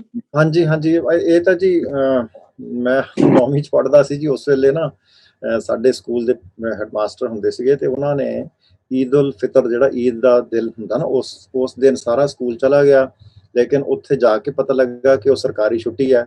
ਤੇ ਉਹਨਾਂ ਨੇ ਪ੍ਰੇਅਰ ਦੇ ਵਿੱਚ ਹੀ ਫਿਰ ਉਹਨਾਂ ਨੇ ਬੋਲਿਆ ਸੀ ਤੇ ਇਹਦੇ ਬਾਰੇ ਦੱਸਿਆ ਸੀਗਾ ਕਿ ਦਸਤਾਰ, ਰਫਤਾਰ, ਗੁਫਤਾਰ, ਇਹ 3 ਚੀਜ਼ਾਂ ਕਹਿੰਦੇ ਹੁੰਦੀਆਂ ਕਿਸੇ ਬੰਦੇ ਦੇ ਸਿਆਣੇ ਹੋਣ ਦੀਆਂ। ਕਹਿੰਦੇ ਜਦੋਂ ਜਿਹੜੀ ਦਸਤਾਰ ਹੈ ਉਹ ਦੂਰੋਂ ਦਿਸਦੀ ਕਿ ਕਿੰਨੀ ਸੋਹਣੀ ਕਿਸੇ ਨੇ ਦਸਤਾਰ ਬੰਨੀ ਹੋਈ ਹੈ। ਰਫਤਾਰ, ਕਿਸ ਚਾਲ ਦੇ ਨਾਲ ਬੰਦਾ ਚੱਲ ਰਿਹਾ, ਇੱਥੋਂ ਪਤਾ ਲੱਗਦਾ ਕਿ ਸਮਾਰਟ ਕਿੰਨਾ ਗਿਆ। ਫਿਰ ਉਸ ਤੋਂ ਬਾਅਦ ਜਦੋਂ ਗੁਫ਼ਤਗੂ ਉਹਦੇ ਨਾਲ ਕਰਦੇ ਆ ਤੇ ਫਿਰ ਪਤਾ ਲੱਗ ਜਾਂਦਾ ਕਿ ਅਸਲ ਦੇ ਵਿੱਚ ਕਿੰਨਾ ਕੁ ਸਿਆਣਾ। ਸੋ ਇਹ ਜਿਹੜੇ ਤਿੰਨੇ ਲਫ਼ਜ਼ ਜਿਹੜੇ ਤੇ ਪਰਸ਼ੀਅਨ ਦੇ ਹੈਗੇ ਜੀ, ਪਰਸ਼ੀਅਨ ਤੋਂ ਆਏ। ਥੈਂਕ ਯੂ ਜੀ। ਉਹ ਜਿਹੜਾ ਪ੍ਰਾਤਨ ਇੱਕ ਹੋਰ ਸੁਣਾਉਂਦੇ ਹੁੰਦੇ ਆ, ਉਹ ਪੱਗ ਤੇਰੀ ਕੀ ਜਹਾਂਗੀਰ ਦੀ। ਸੋ ਇਸ ਤਰ੍ਹਾਂ ਉਹ ਮੁਸਲਮਾਨ ਦਾ ਲਿਖਿਆ ਹੋਇਆ ਦੂਰਾ, ਤੇ ਉਹਦੇ ਵਿੱਚ ਤੇ ਉਹਨੇ ਪੱਗ ਲਿਖਿਆ ਹੋਇਆ ਜੀ ਵੈਸੇ। ਤੇ ਇੱਕ ਨੂੰ ਸੁਣ ਰਿਹਾ ਸੀ, ਉਹਨੇ ਕਿਹਾ ਕਿ ਦਸਤਾਰ ਨਾਮ, ਮੈਨੂੰ ਨਹੀਂ ਮਤਲਬ ਮੈਂ ਇਹਦੇ ਵਿਰੋਧ ਚ ਨਹੀਂ ਹੈਗਾ, ਮੈਂ ਸਿਰਫ ਇਨਫੋਰਮੇਸ਼ਨ ਸ਼ੇਅਰ ਕਰ ਰਿਹਾ। ਕਿਸੇ ਬੰਦੇ ਨੇ ਕਿਹਾ ਸੀਗਾ, ਕਹਿੰਦਾ ਕਿ ਦਸਤਾਰ ਨਾਮ ਨਹੀਂ ਹੈਗਾ ਇਸਦਾ, ਇਹਦਾ ਸਿਰਫ ਹੈਗਾ ਪੱਗ ਜਾਂ ਪਗੜੀ। ਗੁਰਬਾਣੀ ਜੀ ਪੱਗ ਜਾਂ ਪਗੜੀ, ਦਸਤਾਰ ਤਾਂ ਸਿਰਫ ਜਿਹੜਾ ਕਿ ਦਸਤ ਤੋਂ ਆਉਂਦਾ, ਤੇ ਗੁਰਬਾਣੀ ਦੇ ਵਿੱਚ ਆਉਂਦਾ ਹੈ ਸਾਬਤ, ਸੂਰਤ, ਦਸਤਾਰ, ਸਿਰਾ। ਉਹ ਗੁਰੂ ਨਾਨਕ ਦੇਵ ਜੀ ਦਾ ਸ਼ਬਦ ਆਉਂਦਾ ਨਾ, ਉਹ ਵੀ ਉਹਦੇ ਵਿੱਚ ਵੀ ਬਹੁਤੇ ਸ਼ਬਦ ਜਿਹੜੇ ਆ ਉਹ ਜਿਹੜੇ ਅਰੈਬਿਕ ਤੇ ਪਰਸ਼ੀਅਨ ਦੇ ਹੈਗੇ ਆ। ਸੋ ਉਹਦੇ ਵਿੱਚ ਦਸਤਾਰ ਲਿਖਿਆ ਹੋਇਆ। ਠੀਕ ਹੈ, ਥੈਂਕ ਯੂ ਜੀ। ਸਰ ਬੰਦਾ ਸਿੰਘ ਬਾਰੇ ਮੈਂ ਗੱਲ ਕਰਨੀ ਚਾਹੁੰਦਾ ਸਾਂ। ਹਾਂਜੀ ਹਾਂਜੀ, ਦਸਤਾਰ ਬਾਰੇ ਆ ਗਈ ਸੀ। ਬੰਦਾ ਸਿੰਘ ਬਹਾਦਰ ਜੀ ਬਾਰੇ ਮੈਂ ਚਾਹੁੰਦਾ ਇਹ ਚੀਜ਼ ਡਿਸਕਸ਼ਨ ਕੀਤੀ ਜਾਵੇ ਕਿ ਇੱਡੇ ਤਕੜੇ ਯੋਧੇ ਸਨ ਤੇ ਉਹਨਾਂ ਨੂੰ ਮਤਲਬ ਇਹ ਕਿਉਂ ਨੌਬਤ ਆ ਗਈ ਕਿ ਮੁਗਲ ਫੌਜਾਂ ਨੇ ਉਹਨਾਂ ਨੂੰ ਪਕੜ ਲਿਆ। ਦੇਖੋ, ਯੋਧੇ ਸਨ, ਸ਼ਸਤਰਬੰਦ ਸਨ, ਸਾਰੇ ਸਨ। ਅਸੀਂ ਜਦੋਂ ਇਤਿਹਾਸ ਨੂੰ ਖੋਜਦੇ ਹਾਂ, ਪਹਿਲਾ ਸਵਾਲ ਇਹ ਆਉਂਦਾ ਹੈ ਕਿ ਯੋਧੇ ਵਾਸਤੇ ਕੀ ਮਤਲਬ ਠੀਕ ਹੁੰਦਾ ਹੈ ਕਿ ਉਹ ਪਕੜਿਆ ਜਾਵੇ? Good question. Let me ask Dr. Vasu about that. Dr. Vasu, ਜਿਵੇਂ ਬਾਬਾ ਬੰਦਾ ਸਿੰਘ ਬਹਾਦਰ ਘੇਰੇ 'ਚ ਜਦੋਂ ਆ ਗਏ, ਉਹਨਾਂ ਨੇ ਬਜਾਏ ਸਰੈਂਡਰ ਕਰਨ ਦੇ ਇਹ ਕਿਉਂ ਨਹੀਂ ਕੀਤਾ ਕਿ ਉੱਥੇ ਸ਼ਹੀਦ ਹੋ ਜਾਂਦੇ, ਲੜਦੇ ਕਰਦੇ ਆਪਦੇ ਸਾਥੀਆਂ ਦੇ ਨਾਲ, ਜਾਂ ਉਹ ਛੱਡ ਕੇ ਉਸ ਨੂੰ ਉੱਥੋਂ ਦੌੜ ਜਾਂਦੇ ਕਿ ਹੋਰ ਪਾਸੇ? ਇਹਦੇ ਬਾਬਤ ਕੀ ਵੀ ਵਿਚਾਰ ਹੈ ਤੁਹਾਡਾ, ਡਾਕਟਰ ਵਾਸੂ? ਉਹ ਤਾਂ ਪਕੜੇ ਗਏ ਸਨ ਤੇ ਦੌੜ ਵੀ ਗਏ ਸਨ, ਠੀਕ ਹੈ, ਆਪਣੀ ਜਾਨ ਬਚਾ ਕੇ ਕੁਝ ਸਮਾਂ ਪਹਾੜਾਂ ਪੂੜਾਂ ਵੱਲ ਚਲੇ ਗਏ ਸੀਗੇ ਨਾ। ਮੰਨ ਲਓ ਫਿਰ ਸ਼ਾਇਦ ਆਰਗੇਨਾਈਜ਼ ਕਰਨ ਲਈ ਫਿਰ ਆਰਗੇਨਾਈਜ਼ ਕਰਨ ਲਈ ਫਿਰ ਥੱਲੇ ਆਏ ਪਹਾੜਾਂ ਵੱਲੋਂ ਜਿੱਧਰ ਚਲੇ ਗਏ ਸਨ। ਨਹੀਂ ਮਤਲਬ ਸਾਡਾ ਮਤਲਬ ਹੈ ਜੀ, ਜਦੋਂ ਗੁਰਦਾਸ ਜੰਗਲ ਦਾ ਘੇਰਾ ਹੋਇਆ, ਉਹ ਘੇਰੇ ਦੇ ਵਿੱਚ ਉਹਨਾਂ ਨੇ ਬਜਾਏ ਉੱਥੇ ਉਹਨਾਂ ਨੂੰ ਸਰੈਂਡਰ ਕਰਨ ਦੇ ਉਹਨਾਂ ਮੂਹਰੇ, ਕਿਉਂਕਿ ਫਿਰ ਉਹਨਾਂ ਨੇ ਟੌਰਚਰ ਕੀਤਾ ਉਹਨਾਂ ਨੂੰ। ਇਹ ਕੀ ਗੱਲ ਹੋਈ ਕਿ ਉਹ ਉੱਥੇ ਹੀ ਲੜਾਈ ਦੇ ਵਿੱਚ ਸ਼ਹੀਦ ਨਹੀਂ ਹੋ ਗਏ ਜਦੋਂ ਯਾਦ ਕਰਦੇ ਹੋਏ, ਬਾਵਜੂਦ ਇਹਦੇ ਕਿ ਵੀ ਗ੍ਰਿਫਤਾਰੀ ਦੇ ਦਿੱਤੀ? ਇਹਦੇ ਬਾਬਤ ਕੋਈ ਤੁਹਾਡਾ ਵਿਚਾਰ ਹੈ? ਗੱਲ ਇਹ ਜੀ ਵੀ ਆਪਣੇ ਜਦੋਂ ਘੇਰੇ ਪੈਂਦੇ ਨੇ, ਹਰ ਬੰਦਾ ਆਪਣੇ ਆਪ ਨੂੰ ਬਚਾਉਣ ਦਾ ਯਤਨ ਕਰਦਾ ਤਾਂ ਕਿ ਉਸ ਨੂੰ ਫੇਰ ਸੰਘਰਸ਼ ਨੂੰ ਹੋਰ ਅੱਗੇ ਤੋਰਿਆ ਜਾ ਸਕੇ। ਅਖੀਰ ਦੇ ਉੱਤੇ ਉਹ ਫਿਰ ਪਕੜੇ ਜਾਂਦੇ ਨੇ, ਕਿਉਂਕਿ 268 ਸਿੰਘ ਹੁੰਦੇ ਨੇ ਸਿਰਫ ਉਹਨਾਂ ਕੋਲ, ਔਰ 1000 ਮੇਰੇ ਖਿਆਲ ਸ਼ਾਇਦ ਉਹਨਾਂ ਕੋਲ ਤਲਵਾਰਾਂ ਤਲੂਰਾਂ ਹੁੰਦੀਆਂ ਨੇ। ਤੇ ਉਹ ਜਦੋਂ ਪਕੜੇ ਜਾਂਦੇ ਨੇ, ਪਕੜਨ ਜਾਣ ਤੋਂ ਬਾਅਦ ਜਦੋਂ ਸ਼ਹੀਦ ਹੋ ਜਾਂਦੇ ਨੇ, ਤੇ ਉਸ ਤੋਂ ਬਾਅਦ ਮਤਲਬ ਸਾਰੀ ਉਹਨਾਂ ਦੀ ਸ਼ਹੀਦੀ ਦਾ ਇੰਪੈਕਟ ਜਿਹੜਾ ਉਹ ਸ਼ੁਰੂ ਹੁੰਦਾ ਹੈ, ਤੇ ਦਲ ਖਾਲਸਾ ਵਗੈਰਾ ਬਣਦਾ ਹੈ। ਤੇ ਖਾਲਸੇ ਜਿਹੜੇ ਨੇ ਇੱਕ 12 ਮਿਸਲਾਂ, ਦਲ ਖਾਲਸੇ ਦੇ ਅਧੀਨ ਫਿਰ 12 ਮਿਸਲਾਂ ਬਣਦੀਆਂ ਨੇ। ਤੋ ਇਹ ਸੰਘਰਸ਼ ਦੇ ਪੜਾਅ ਨੇ। ਜੇ ਬੰਦਾ ਸਿੰਘ ਬਹਾਦਰ ਕਿਤੇ ਨਿਕਲੇ ਨੇ ਜਾਂ ਆਪਣੀ ਜਾਨ ਨੂੰ ਜੇ ਬਚਾਇਆ ਵੀ ਹੈ, ਤਾਂ ਫਿਰ ਵੀ ਤਾਂ ਉਹ ਸੰਘਰਸ਼ ਵਿੱਚ ਹੀ ਫਿਰ ਆਏ ਨੇ। ਉਹ ਅਬਦੁਲ ਸਮਦ ਖਾਨ ਜਿਹੜਾ ਸੀ, ਦੇਖੋ ਉਹਨਾਂ ਦੀ ਮੁਗਲ ਹਕੂਮਤ ਨੂੰ ਉਹ ਜੜ੍ਹਾਂ ਤੋਂ ਪੁੱਟਣ ਲੱਗੇ ਸਨ, ਤੇ ਬੰਦੇ ਬਹਾਦਰ ਨੂੰ ਤਾਂ ਉਹਨਾਂ ਮਾਰਨਾ ਹੀ ਸੀਗਾ, ਕਿਉਂਕਿ ਉਹ ਵੈਰੀ ਸੀ ਉਹਨਾਂ ਦਾ। ਉਹ ਤਾਂ ਗੱਲ ਠੀਕ ਹੈ ਤੁਹਾਡੀ, ਇਸ ਕਰਕੇ ਉਹਨਾਂ ਦਾ ਸੰਘਰਸ਼ ਜਿਹੜਾ ਏਦਾਂ। ਹਾਂਜੀ, ਥੈਂਕ ਯੂ। ਗਿਆਨੀ ਸੋਚਿਆ ਸੀ ਤੁਹਾਡਾ ਕੀ ਵਿਚਾਰ ਇਸ ਬਾਬਤ? ਹਾਂਜੀ, ਮੈਂ ਨਾ ਜੀ ਸਿਰਫ ਐਡ ਕਰਨਾ ਚਾਹੁੰਦਾ ਸੀ। ਇਸ ਤਰ੍ਹਾਂ ਦੇਖੋ, ਜਿਸ ਵੇਲੇ ਬੰਦਾ ਬਹਾਦਰ ਜੀ ਉਧਰੋਂ ਚੱਲਦੇ ਨਾ, ਗੁਰੂ ਮਹਾਰਾਜ ਦੇ ਕੋਲੋਂ ਚੱਲਦੇ ਸੀ, ਉਹਨਾਂ ਦੇ ਕੋਲੋਂ ਉਹਨਾਂ ਨੇ ਗੁਰੂ ਮਹਾਰਾਜ ਨੇ 5 ਸਿੰਘ ਵੀ ਨਾਲ ਭੇਜੇ ਸੀਗੇ। ਉਹਨਾਂ ਦੇ ਵਿੱਚੋਂ ਕੁਝ ਕੁ ਨਾਮ ਮੈਨੂੰ ਯਾਦ ਨੇ ਜੀ, ਕਿ ਭਾਈ ਵਿਨੋਦ ਸਿੰਘ, ਭਾਈ ਰਣ ਸਿੰਘ, ਭਾਈ ਦਇਆ ਸਿੰਘ, ਭਾਈ ਬਾਜ ਸਿੰਘ, ਭਾਈ ਬਾਜ ਸਿੰਘ, ਕਾਨ ਸਿੰਘ, ਭਾਈ ਕਾਨ ਸਿੰਘ, ਇੱਕ ਹੋਰ ਸੀ, 5 ਸੀਗੇ ਸਿੰਘ। ਠੀਕ ਹੈ ਜੀ। ਉਹਨਾਂ ਨੂੰ ਬਾਜ ਸਿੰਘ ਕਰਵੇ ਸੀ ਨਾ ਸੀ? ਹੈ ਜੀ, ਬਾਜ ਸਿੰਘ ਕਰਕੇ ਨਹੀਂ, ਬਾਜ ਸਿੰਘ ਵੀ ਸੀ ਨਾ। ਫਿਰ ਜਪਾਲ ਸਿੰਘ ਤੇ ਫਿਰ ਦੇ 5 ਹੋ ਗਏ। ਸੋ ਖੈਰ ਇਹ ਜਿਹੜੇ ਹੁਣ ਦੇਖੋ ਕਿ ਜਿਸ ਵੇਲੇ ਉਹਨਾਂ ਦੀ ਚੱਪੜਚਿੜੀ ਦੇ ਮੈਦਾਨ ਦੇ ਵਿੱਚ ਜੰਗ ਹੁੰਦੀ ਹੈ, ਉਸ ਵੇਲੇ ਉਹਨਾਂ ਦੇ ਹਥਿਆਰ ਦੇਖੋ, ਉਹਨਾਂ ਦੇ ਕੋਲ ਹਥਿਆਰ ਹੈਗੇ ਆ, ਉਹਨਾਂ ਦੀਆਂ ਢਾਲਾਂ ਤੇ ਉਹਨਾਂ ਦੇ ਨੇਜ਼ੇ ਤੇ ਉਹਨਾਂ ਦੀ ਕਿਰਪਾਨਾਂ। ਅੱਛਾ, ਦੂਜੇ ਪਾਸੇ ਉਹਨਾਂ ਦੇ ਸਾਹਮਣੇ ਫੌਜ ਨੇ ਲਿਆ ਕੇ, ਮੁਗਲਾਂ ਦੀ ਫੌਜ ਨੇ ਤੋਪਾਂ ਵੇੜੀਆਂ ਸੀਗੀਆਂ, ਤੇ ਬਾਬਾ ਬੰਦਾ ਸਿੰਘ ਬਹਾਦਰ ਜੀ ਨੇ ਪੁੱਛਿਆ, ਸਿਆਣੇ ਜਿਹੜਾ ਤੋਪ ਦਾ ਕੰਮ ਜਾਣਦਾ ਸੀ ਆਪਣੇ ਇੱਧਰ ਸਾਡੇ ਪਾਸੇ, ਤੇ ਉਹਨੂੰ ਪੁੱਛਿਆ ਕਿ ਵੀ ਇਹਨਾਂ ਤੋਪਾਂ ਦੀ ਮਾਰ ਕਿੰਨੀ ਕੁ ਹੈ, ਕਿੰਨੀ ਦੂਰ ਤੱਕ ਇਹ ਮਾਰ ਕਰਦੀਆਂ, ਤੇ ਉਹਨੇ ਜਿਹੜਾ ਆਪਣਾ ਅੰਦਾਜ਼ਾ ਦੱਸਿਆ ਸੀਗਾ ਕਿ ਇਹ ਤੋਪਾਂ ਇੰਨੀ ਮਾਰ ਤੱਕ ਆ ਸਕਦੀਆਂ। ਉਹਨੇ ਕਿਹਾ ਸੀਗਾ ਕਿ ਇਸ ਤੋਂ 1 ਕਿੱਲਾ ਪਿੱਛੇ ਖੜੋ, ਇਸ ਤੋਂ 1 ਕਿੱਲਾ ਪਿੱਛੇ ਜਾ ਕੇ ਆਪਣੀ ਜਿਹੜੀ ਲਾਈਨ ਬਣਾ ਲਓ, ਫੌਜ ਜਿਹੜੀ ਕਾਇਮ ਹੋ ਜਾਓ। ਹੁਣ ਉਹ ਕੀ ਹੋਇਆ ਕਿ ਉਧਰੋਂ ਉਹ ਜਿਹੜਾ ਗੋਲਾ ਦਾਗਦੇ ਆ 1 2 3 4, ਉਹ ਜਿਸ ਵੇਲੇ ਲਾਈਨ ਦੇ ਵਿੱਚ ਜਿਹੜੇ ਕਹਿੰਦੇ ਗਿਣਤੀ ਦੀਆਂ ਤੋਪਾਂ ਸੀਗੀਆਂ 7 ਜਾਂ 10, ਉਹ ਜਿਸ ਵੇਲੇ ਸਾਰਿਆਂ ਦਾ ਗੋਲਾ ਸਿੱਟ ਦਿੰਦੇ ਆ, ਤੇ ਉਹ ਇਹਨਾਂ ਤੋਂ 1 ਕਿੱਲਾ ਦੂਰ ਅਗਾਂਹ ਹੀ ਡਿੱਗ ਪੈਂਦਾ ਰਸਤੇ ਦੇ ਵਿੱਚ ਹੀ, ਠੀਕ ਹੈ ਜੀ। ਤੇ ਉਸ ਵੇਲੇ ਇਹਨਾਂ ਨੇ ਕਿਹਾ ਕਿ ਇੱਕਦਮ ਕਹਿੰਦੇ ਕਿ ਹੁਣ ਹੱਲਾ ਬੋਲੋ, ਜਾ ਕੇ ਇਹਨਾਂ ਦੀ ਤੋਪਾਂ ਦੂਜੇ ਪਾਸੇ ਨੂੰ ਮੂੰਹ ਕਰ ਦਿਓ, ਨੱਠ ਕੇ ਜਾ ਕੇ, ਠੀਕ ਹੈ ਜੀ। ਹੁਣ ਇੱਥੋਂ ਦੇਖੋ ਇਹ ਤਾਂ ਇੱਕ ਉਹਨਾਂ ਦੀ ਸਟ੍ਰੈਟਜੀ ਸੀਗੀ ਲੜਨ ਦੀ, ਹੈ ਨਾ ਜੀ। ਲੇਕਿਨ ਇਹਦੇ ਵਿੱਚੋਂ ਮੈਂ ਜਿਹੜਾ ਪੁਆਇੰਟ ਇਹ ਕੱਢ ਰਿਹਾ ਕਿ ਦੇਖੋ ਇਹਨਾਂ ਦੇ ਕੋਲੇ ਕੋਈ ਵੱਡਾ ਵੈਪਨ ਨਹੀਂ ਸੀ, ਕੋਈ ਵੱਡਾ ਵੈਪਨ ਨਹੀਂ ਸੀ, ਇਹ ਜਿਹੜੇ ਹੱਥਾਂ ਵਾਲੇ ਹਥਿਆਰ ਸੀਗੇ, ਤੇ ਉਹਨਾਂ ਦੇ ਨਾਲ ਹੀ ਇਹ ਸਾਰਾ ਕੁਝ ਜੋਸ਼ ਦੇ ਵਿੱਚ ਲੜਦੇ ਗਏ, ਤੇ ਇਹ ਜਿਹੜਾ ਸਾਰਾ ਕੁਝ ਜਿਹੜਾ ਆਪਣੇ ਅੰਡਰ ਕੰਟਰੋਲ ਕੀਤਾ ਇਹਨਾਂ ਨੇ। ਲੇਕਿਨ ਜਿਸ ਵੇਲੇ ਉਹ ਜਿਹੜਾ ਗੁਰਦਾਸ ਨੰਗਲ ਦੇ ਵਿੱਚ ਜਿਸ ਵੇਲੇ ਇਹਨਾਂ ਨੂੰ ਪਤਾ ਲੱਗਦਾ ਕਿ ਵੀ ਉਧਰੋਂ ਫੌਜ ਚੜ ਕੇ ਆ ਰਹੀ ਹੈ ਸਾਨੂੰ ਫੜਨ ਦੇ ਵਾਸਤੇ, ਤੇ ਇਹਨਾਂ ਨੇ ਫਿਰ ਉੱਥੇ ਇੱਕ ਕੱਚੀ ਗੜੀ ਸੀ, ਕੱਚੀ ਗੜੀ ਦੇ ਵਿੱਚ ਇਹਨਾਂ ਨੇ ਡੇਰਾ ਕਰ ਲਿਆ ਸੀਗਾ ਕਿ ਇੱਥੇ ਅਸੀਂ ਲੁਕਾਂਗੇ, ਇੱਥੇ ਲੜਾਂਗੇ, ਇਹਨੂੰ ਮੋਰਚਾ ਬਣਾਵਾਂਗੇ। ਹੁਣ ਉਹ ਜਿਹੜੀ ਫੌਜ ਜਿਹੜੀ ਬਹੁਤ ਜ਼ਿਆਦਾ ਗਿਣਤੀ ਦੇ ਵਿੱਚ ਹੈ, ਬਹੁਤ ਜ਼ਿਆਦਾ, ਉਹਨਾਂ ਦੇ ਕੋਲ ਹਥਿਆਰ ਵੀ ਹੈਗੇ ਆ ਚੰਗੇ ਤੋਂ ਚੰਗੇ, ਠੀਕ ਹੈ ਜੀ। ਹੁਣ ਉਹਨਾਂ ਨੇ ਡਰਦੇ ਇੰਨੇ ਸੀਗੇ ਬੰਦਾ ਸਿੰਘ ਬਹਾਦਰ ਤੋਂ ਕਿ ਉਹਨਾਂ ਨੇ ਅਟੈਕ ਨਹੀਂ ਕੀਤਾ। ਉਹ ਦੱਸਦੇ ਆ ਕਿ 7-8 ਮਹੀਨੇ ਉਹਨਾਂ ਨੇ ਘੇਰਾ ਪਾ ਰੱਖਿਆ, ਉਹਨੂੰ ਸਰਾਉਂਡ ਕਰ ਰੱਖਿਆ। ਅੱਛਾ, ਉਹਦੇ ਵਿੱਚ ਜਿਹੜੀ ਬਾਹਰੋਂ ਸਪਲਾਈ ਬਿਲਕੁਲ ਬੰਦ ਹੋ ਗਈ, ਖਾਣੇ ਪੀਣੇ ਦੀ ਸਪਲਾਈ ਬੰਦ ਹੈ, ਐਮੂਨੀਸ਼ਨ ਬਾਹਰੋਂ ਕੋਈ ਨਹੀਂ ਆ ਸਕਦਾ, ਜੋ ਕੁਝ ਅੰਦਰ ਹੈ ਉਹੀ ਹੈ। ਤੇ ਮੈਂ ਅੱਜ ਹੀ ਇਤਿਹਾਸ ਪੜ੍ਹ ਰਿਹਾ ਸੀ, ਉਹ ਕਹਿੰਦੇ ਕਿ ਸਿੱਖਾਂ ਦੇ ਜਿੱਦਾਂ ਪਿੰਜਰ ਹੁੰਦੇ ਨਾ, ਇਸ ਤਰ੍ਹਾਂ ਰਹਿ ਗਏ ਸੀਗੇ ਭੁੱਖ ਦੇ ਨਾਲ ਅੰਦਰ। ਤੇ ਉਹਦੇ ਵਿੱਚ ਉਹਨਾਂ ਨੇ ਜਿਹੜੇ ਕੁਛ ਘੋੜੇ ਬਿਮਾਰ ਹੋਏ ਜਾਂ ਜਿਹੜੇ ਜ਼ਖਮੀ ਹੋਏ ਸੀਗੇ, ਉਹਨਾਂ ਨੂੰ ਵੀ ਕਹਿੰਦੇ ਉਸ ਵੇਲੇ ਝਟਕਾ ਕੇ ਛਕਿਆ, ਤੇ ਇਸ ਤਰ੍ਹਾਂ ਮੀਟ ਜਾਂ ਦਰਖਤਾਂ ਦੇ ਪੱਤੇ ਜਾਂ ਦਰਖਤਾਂ ਦੇ ਉਬਾਲ ਕੇ, ਇਸ ਤਰ੍ਹਾਂ ਸਾਰਾ ਇਤਿਹਾਸ ਲਿਖਿਆ ਕਿ ਉਹ ਗੁਜ਼ਾਰਾ ਕਰਦੇ ਰਹੇ ਆਪਣਾ, ਠੀਕ ਹੈ ਜੀ। ਤੇ ਹੁਣ ਗੱਲ ਇਹ ਹੈ ਕਿ ਉਹਦੇ ਵਿੱਚੋਂ ਇੱਕ ਭਾਈ ਵਿਨੋਦ ਸਿੰਘ ਜਿਹੜੇ ਸੀਗੇ, ਉਹਨਾਂ ਦਾ ਬੜਾ ਵਧੀਆ ਰੋਲ ਸੀਗਾ। ਉਹਨਾਂ ਦਾ ਵਧੀਆ ਰੋਲ ਇਸ ਤਰ੍ਹਾਂ ਦਾ ਘਟੀਆ ਰੋਲ ਰਿਹਾ ਕਿ ਉਹਨਾਂ ਨੂੰ ਕਈ ਇਤਿਹਾਸਕਾਰਾਂ ਨੇ ਬੜਾ ਉੱਚਾ ਚੁੱਕਿਆ, ਲੇਕਿਨ ਉਹ ਬੰਦਾ ਐਸਾ ਸੀ ਜਿਹੜਾ ਪਹਿਲਾਂ ਤੋਂ ਹੀ ਬੰਦਾ ਸਿੰਘ ਬਹਾਦਰ ਦੀ ਨੀਤੀ ਦੇ ਉਲਟ ਚੱਲ ਕੇ ਸਲਾਹ ਦਿੰਦਾ ਹੁੰਦਾ ਸੀ, ਤੇ ਇਹਦੀ ਬੰਦਾ ਸਿੰਘ ਬਹਾਦਰ ਦੇ ਨਾਲ ਕਦੇ ਵੀ ਪੂਰੀ ਨਹੀਂ ਸੀ ਬਣਦੀ, ਰਹਿ ਨਹੀਂ ਸੀ ਹੁੰਦੀ ਇੱਕ ਇਹਨਾਂ ਦੀ। ਤੇ ਉਹਨੇ ਫਿਰ ਇਹ ਸਲਾਹ ਦਿੱਤੀ ਸੀ ਕਿ ਅਸੀਂ ਇੱਥੋਂ ਨੱਠ ਚਲੀਏ, ਨਿਕਲ ਚਲੀਏ। ਬੰਦਾ ਸਿੰਘ ਬਹਾਦਰ ਨੇ ਕਿਹਾ ਸੀਗਾ ਕਿ ਜਿਹਨੇ ਨਿਕਲਣਾ ਨਿਕਲ ਸਕਦਾ, ਪਰ ਮੈਂ ਨਹੀਂ ਜਾਣਾ ਮੈਦਾਨ ਛੱਡ ਕੇ। ਤੇ ਉਹ ਫਿਰ ਵਿਨੋਦ ਸਿੰਘ ਇੱਕ ਦਿਨ ਰਾਤ ਦੇ ਹਨੇਰੇ ਦੇ ਵਿੱਚ ਆਪਣੇ ਨਾਲ ਦੇ 200 ਘੋੜ ਸਵਾਰ ਲੈ ਕੇ ਕਹਿੰਦੇ ਨਿਕਲ ਗਿਆ ਸੀਗਾ ਰਾਤ ਨੂੰ, ਕਿਸੇ ਰਾਤ ਨੂੰ ਉਹ ਨਿਕਲ ਗਿਆ। ਹੁਣ ਉਹਦੇ ਨਾਲ ਇਹਦੀ ਸਟਰੈਂਥ ਹੋਰ ਘਟ ਗਈ, ਤੇ ਨਾਲ ਫਿਰ ਕਮਜ਼ੋਰੀ ਹੋਰ ਹੁੰਦੀ ਗਈ, ਤੇ ਉਹ ਫਿਰ ਜਦੋਂ ਐਂਡ ਤੇ ਆ ਕੇ ਲੜਦੇ ਜਿਹੜੇ ਫਿਰ ਉਹ ਜਿਹੜੇ ਅਰੈਸਟ ਹੋਏ ਸੀ, ਲੜਦੇ ਅਰੈਸਟ ਹੋਏ ਸੀਗੇ, ਨਾ ਕਿ ਉਹਨਾਂ ਨੇ ਸਰੈਂਡਰ ਕੀਤਾ ਸੀ। ਸਰੈਂਡਰ ਨਹੀਂ ਕਿਸੇ ਨੇ ਕੀਤਾ ਸੀ ਉੱਥੇ, ਲੜਦੇ ਜਿਸ ਲਈ ਬਿਲਕੁਲ ਮੁੱਕ ਗਿਆ, ਡਿੱਗ ਗਏ, ਤੇ ਉਹਨਾਂ ਨੂੰ ਚੁੱਕ ਕੇ ਲੈ ਗਏ, ਠੀਕ ਹੈ ਨਾ ਜੀ। ਇੱਕ ਤੇ ਭੁੱਖ ਦੇ ਨਾਲ ਮਰੇ ਹੋਏ, ਦੂਜਾ ਲੜਨ ਦੇ ਵਾਸਤੇ ਉਹਨਾਂ ਕੋਲ ਹਥਿਆਰ ਹੈ ਨਹੀਂ ਕੋਈ ਖਾਸ। ਤੇ ਇਸ ਤਰ੍ਹਾਂ ਮੇਕ ਸੈਂਸ। ਹਾਂਜੀ, ਥੈਂਕ ਯੂ। ਹਾਂਜੀ ਗਿਆਨੀ, ਆਪਣੇ ਡਾਕਟਰ ਬਾਸੂ, ਤੁਸੀਂ ਕੀ ਕਹਿਣਾ ਚਾਹੁੰਦੇ ਆ? ਹਾਂਜੀ,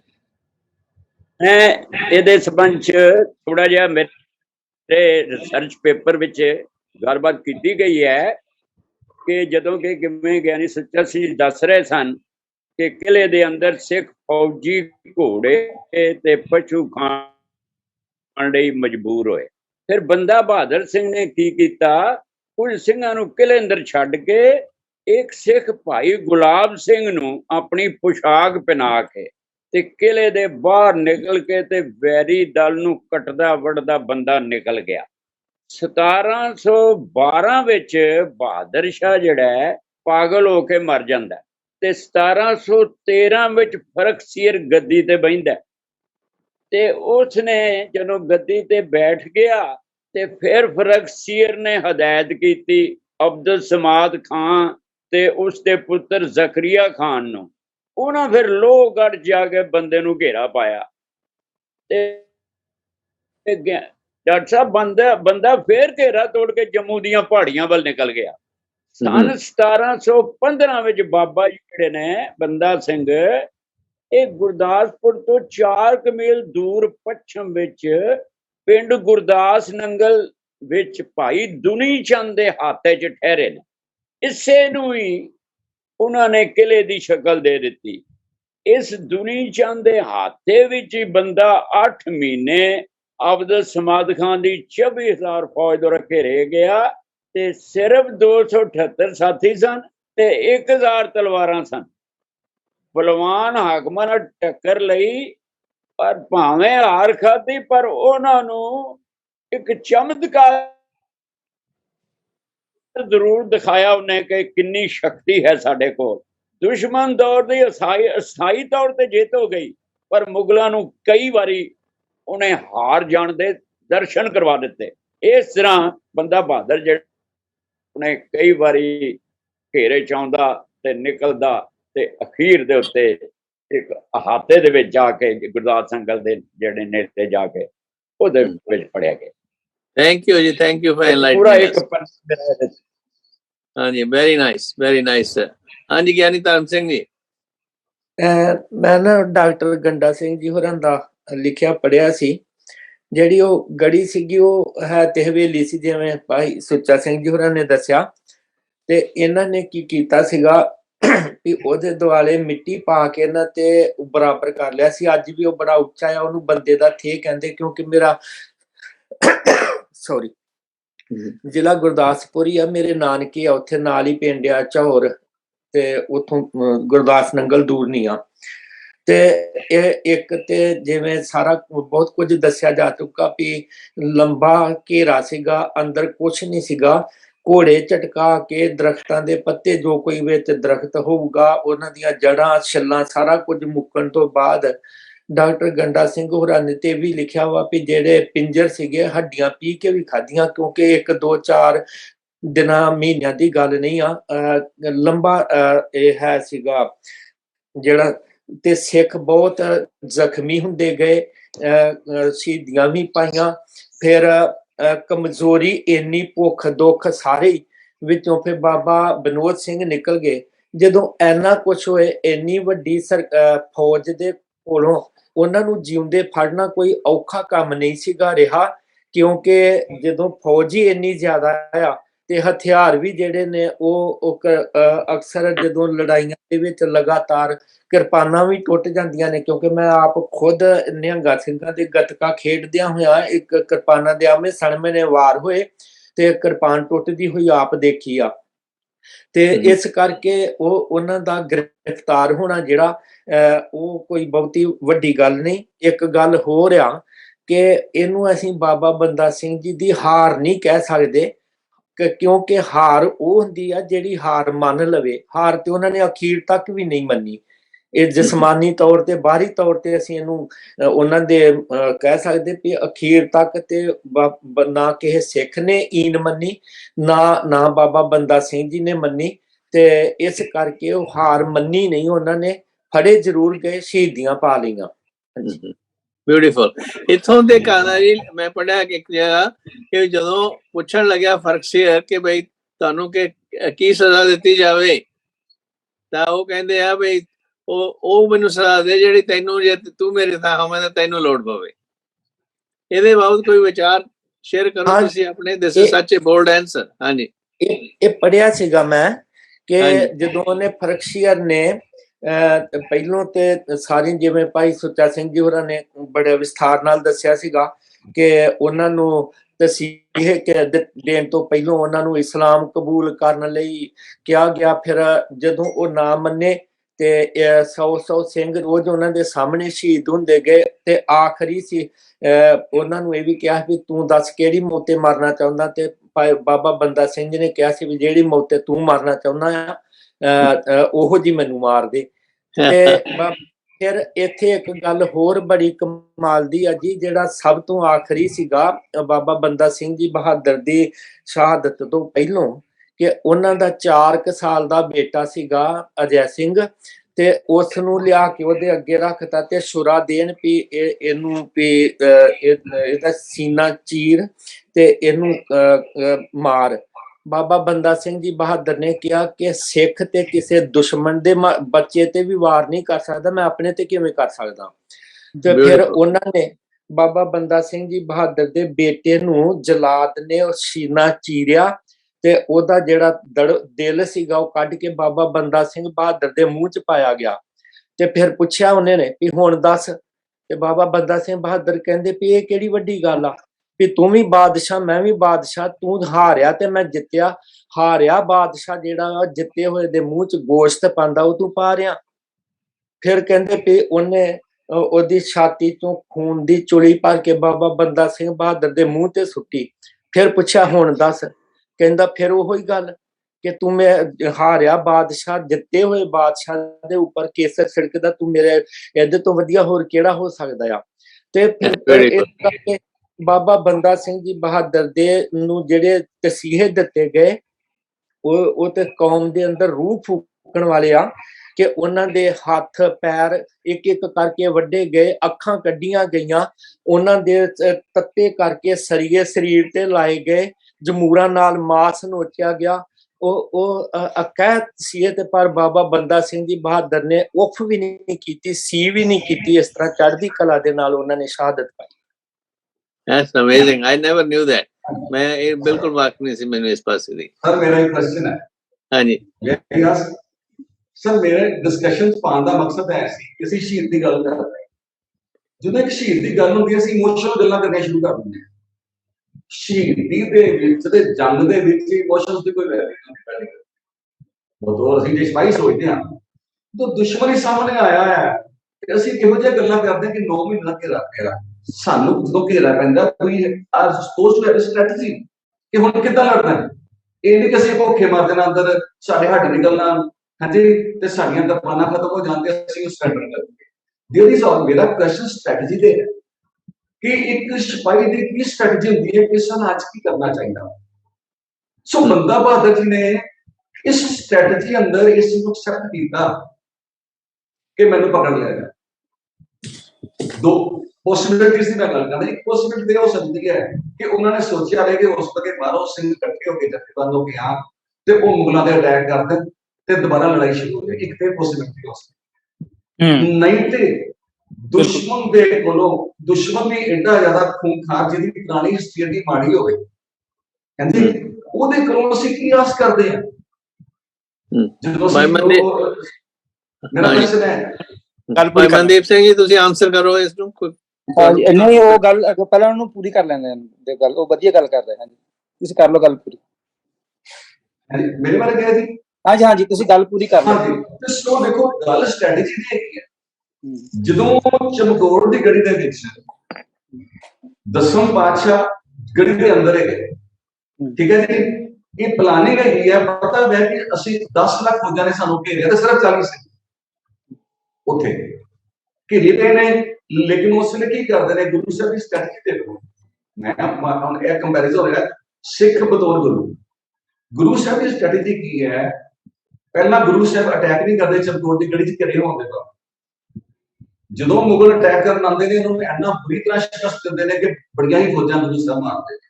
ਲੇਕਿਨ ਜਿਉਂ-ਜਿਉਂ ਦੇਖਦੇ ਨੇ 40 ਬੰਦੇ ਨੇ ਹੁਣ ਟਾਈਮ ਪਾਸ ਕਰ ਰਹੇ ਤਾਂ ਜੋ ਰਾਤ ਆ ਜਾਵੇ ਤੇ ਗੁਰੂ ਗੋਬਿੰਦ ਸਿੰਘ ਮਹਾਰਾਜ ਨੂੰ ਸਿੰਘਾਂ ਨੂੰ ਪਤਾ ਹੈ ਕਿ ਗੁਰੂ ਸਾਹਿਬ ਨੂੰ ਕਹਿਣਾ ਕਿ ਤੁਸੀਂ ਨਿਕਲ ਜਾਓ। ਹੁਣ ਰਾਤ ਕਿੱਦਾਂ ਪਾਣੀ ਹੈ। ਸਿੰਘ ਕੀ ਕਰਦੇ ਨੇ ਪਹਿਲੇ ਵਾਰੀ ਇਤਿਹਾਸ ਹੋਇਆ ਗੁਰੂ ਇਤਿਹਾਸ ਵਿੱਚ ਕਿ ਸਿੰਘਾਂ ਨੇ ਜਾ ਕੇ ਲੜਾਈ ਕੀਤੀ। ਹਮੇਸ਼ਾ ਹੀ ਗੁਰੂ ਸਾਹਿਬ ਨੇ ਜੰਗੇ ਮੈਦਾਨ ਦੇ ਵਿੱਚ ਗੁਰੂ ਸਾਹਿਬ ਕਦੇ ਇੰਨਾ ਅਟੈਕ ਨਹੀਂ ਕੀਤਾ। ਗੁਰੂ ਆਲਵੇਸ ਵੇਟਡ ਕਿ ਦੁਸ਼ਮਣ ਅਟੈਕ ਕਰੇਗਾ ਤੇ ਜਵਾਬ ਦੇਣਾ ਨਹੀਂ ਤੇ ਆਪਾਂ ਵੇਖਦੇ ਹਾਂ ਸਾਨੂੰ ਲੜਾਈ ਦਾ ਸ਼ੌਕ ਨਹੀਂ। ਹੁਣ ਚਮਕੌਰ ਦੀ ਗੜੀ 'ਚ ਕੀ ਹੁੰਦਾ ਹੈ ਜਦੋਂ ਦੇਖਦੇ ਨੇ ਕਿ ਮੁਗਲ ਦੇਖਦੇ ਨੇ ਵੀ ਜਦੋਂ ਅਸੀਂ ਅਟੈਕ ਕਰਦੇ ਹਾਂ ਸਾਡਾ ਬਹੁਤ ਜ਼ਿਆਦਾ ਨੁਕਸਾਨ ਹੁੰਦਾ ਕਿਉਂਕਿ ਗੜੀ ਉੱਚੀ ਹੈ ਸਿੰਘ ਸੂਰਮੇ ਨੇ ਉਹਨਾਂ ਦੇ ਸੈਂਕੜੇ ਬੰਦੇ ਮਾਰ ਦਿੰਦੇ ਨੇ ਹਾਂ ਵੀ ਸਿੰਘ ਅਟੈਕ। ਹੁਣ ਉਹੀ ਚੱਕਰ ਸੀਜ਼ ਦਾ ਚੱਕਰ ਆਉਂਦਾ ਦੂਰ ਹੋ ਜਾਂਦਾ। ਹੁਣ ਗੁਰੂ ਸਾਹਿਬ ਨੂੰ ਪਤਾ ਹੈ ਕਿ ਜੇ ਇਹ ਸਾਰੇ ਅਟੈਕ ਕਰਨ ਸਾਡੇ ਕੋਲ ਬੰਦੇ ਕੌਣ ਥੋੜੇ ਨੇ। ਗੁਰੂ ਸਾਹਿਬ ਕੀ ਕਰਦੇ ਨੇ ਕਿ ਗੁਰੂ ਸਾਹਿਬ 5-5 ਸਿੰਘਾਂ ਦੇ ਜਥੇ ਭੇਜਣੇ ਸ਼ੁਰੂ ਕਰ ਦਿੰਦੇ। ਰਾਈਟ। ਹੁਣ ਪੰਜ ਸਿੰਘਾਂ ਦੇ ਜਥੇ ਸਟ੍ਰੈਟੇਜੀ ਕੀ ਜੈਸਾ ਜਿਹੜੀ ਮੇਰਾ ਕੁਐਸਚਨ ਹੈਗਾ ਮਤਲਬ ਤੁਹਾਡਾ ਹਾਂਜੀ ਤੁਹਾਡਾ ਮਤਲਬ ਸਵਾਲ ਕੀ ਹੈ ਬਈ ਉਹਨਾਂ ਨੇ ਉਹ ਸਟ੍ਰੈਟੇਜੀ ਕਿਉਂ ਨਹੀਂ ਵਰਤੀ ਜੋ ਮਹਾਰਾਜ ਨੇ ਵਰਤੀ ਹੈ? ਹਾਂ ਸਰ ਮੈਂ ਇਹੀ ਕੰਪੈਰੀਜ਼ਨ ਕਰ ਰਿਹਾ ਨਾ ਸਟ੍ਰੈਟੇਜੀ ਹੈਗੀ 5 ਬੰਦੇ ਜਾਣ ਦੇ ਨਾਲ ਦੁਸ਼ਮਣ ਨੂੰ ਤੁਸੀਂ ਘੱਟੋ ਘੱਟ ਘੰਟਾ ਡੇਢ ਘੰਟਾ ਇੰਗੇਜ ਕਰਦਾ ਯੂ ਆਰ ਬਾਈਂਗ ਟਾਈਮ ਓਕੇ ਤਾਂ ਜੋ ਰਾਤ ਆ ਜਾਵੇ ਤੇ ਗੁਰੂ ਸਾਹਿਬ ਨੂੰ ਹਾਂਜੀ ਥੋੜਾ ਸੰਖੇਪ ਦੇ ਵਿੱਚ ਹਾਂਜੀ ਹੁਣ ਸਵਾਲ ਇਹ ਹੈ ਕਿ ਬੰਦਾ ਸਿੰਘ ਬਹਾਦਰ ਨੂੰ ਜਦੋਂ ਨਜ਼ਰ ਆਉਂਦਾ ਹੈ ਵੀ ਅੰਦਰ ਖਾਣ ਲਈ ਅੰਨ ਪਾਣੀ ਨਹੀਂ ਹੈਗਾ ਤੇ ਉਹ ਆਪ ਅਟੈਕ ਕਿਉਂ ਨਹੀਂ ਕਰ ਦਿੰਦੇ? Okay, ਬੰਦਾ ਸਿੰਘ let's stop there. ਨੇ ਜ਼ਿੰਦਗੀ ਬੜੇ ਅਟੈਕ ਕੀਤੇ ਨੇ ਉਹ Okay, let's stop. ਠੀਕ ਹੈ ਜੀ, thank you. Who will like to answer that question?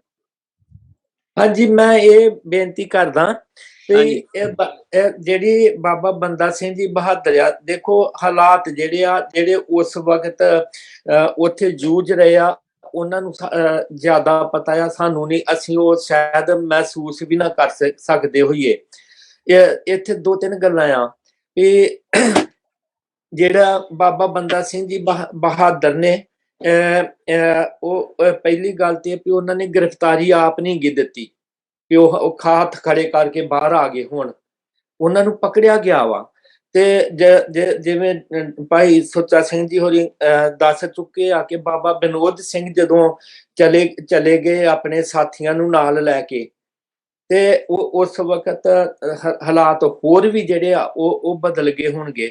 ਜਿਹੜੀ ਦਸਮ ਪਾਤਸ਼ਾਹ ਜੀ ਦੇ ਨਾਲ ਹੈਗੀ ਆ ਗੱਲ ਵੀ ਪੰਜ ਸਿੰਘਾਂ ਦੇ ਜਥੇ ਜਾਂ ਕਈਆਂ ਨੇ 8 ਸਿੰਘਾਂ ਦੇ ਜਥੇ ਵੀ ਕਿਹਾ ਵਾ, ਲਿਖਿਆ ਆ, ਤੇ ਉਹ ਜਥੇ ਭੇਜਣ ਵਾਲੀ ਗੱਲ ਜਿਹੜੀ ਆ ਉਹ ਇਸ ਤਰ੍ਹਾਂ ਅਸੀਂ ਨਹੀਂ ਕਹਿ ਸਕਦੇ ਵੀ ਚਮਕੌਰ ਦੀ ਗੜੀ ਦਾ ਤੇ ਇਸ ਗੜੀ ਦਾ ਜਿਹੜਾ ਵਾ ਫਰਕ ਵੀ ਆ, ਕਿਉਂਕਿ ਇਹ ਅਸਲ ਦੇ ਵਿੱਚ ਗੜੀ ਤੇ ਹੈ ਹੀ ਨਹੀਂ, ਇਹ ਹਵੇਲੀ ਸੀਗੀ, ਜਿਵੇਂ ਸਰਦਾਰ ਸੁੱਚਾ ਸਿੰਘ ਜੀ ਦੱਸ ਚੁੱਕੇ ਨੇ।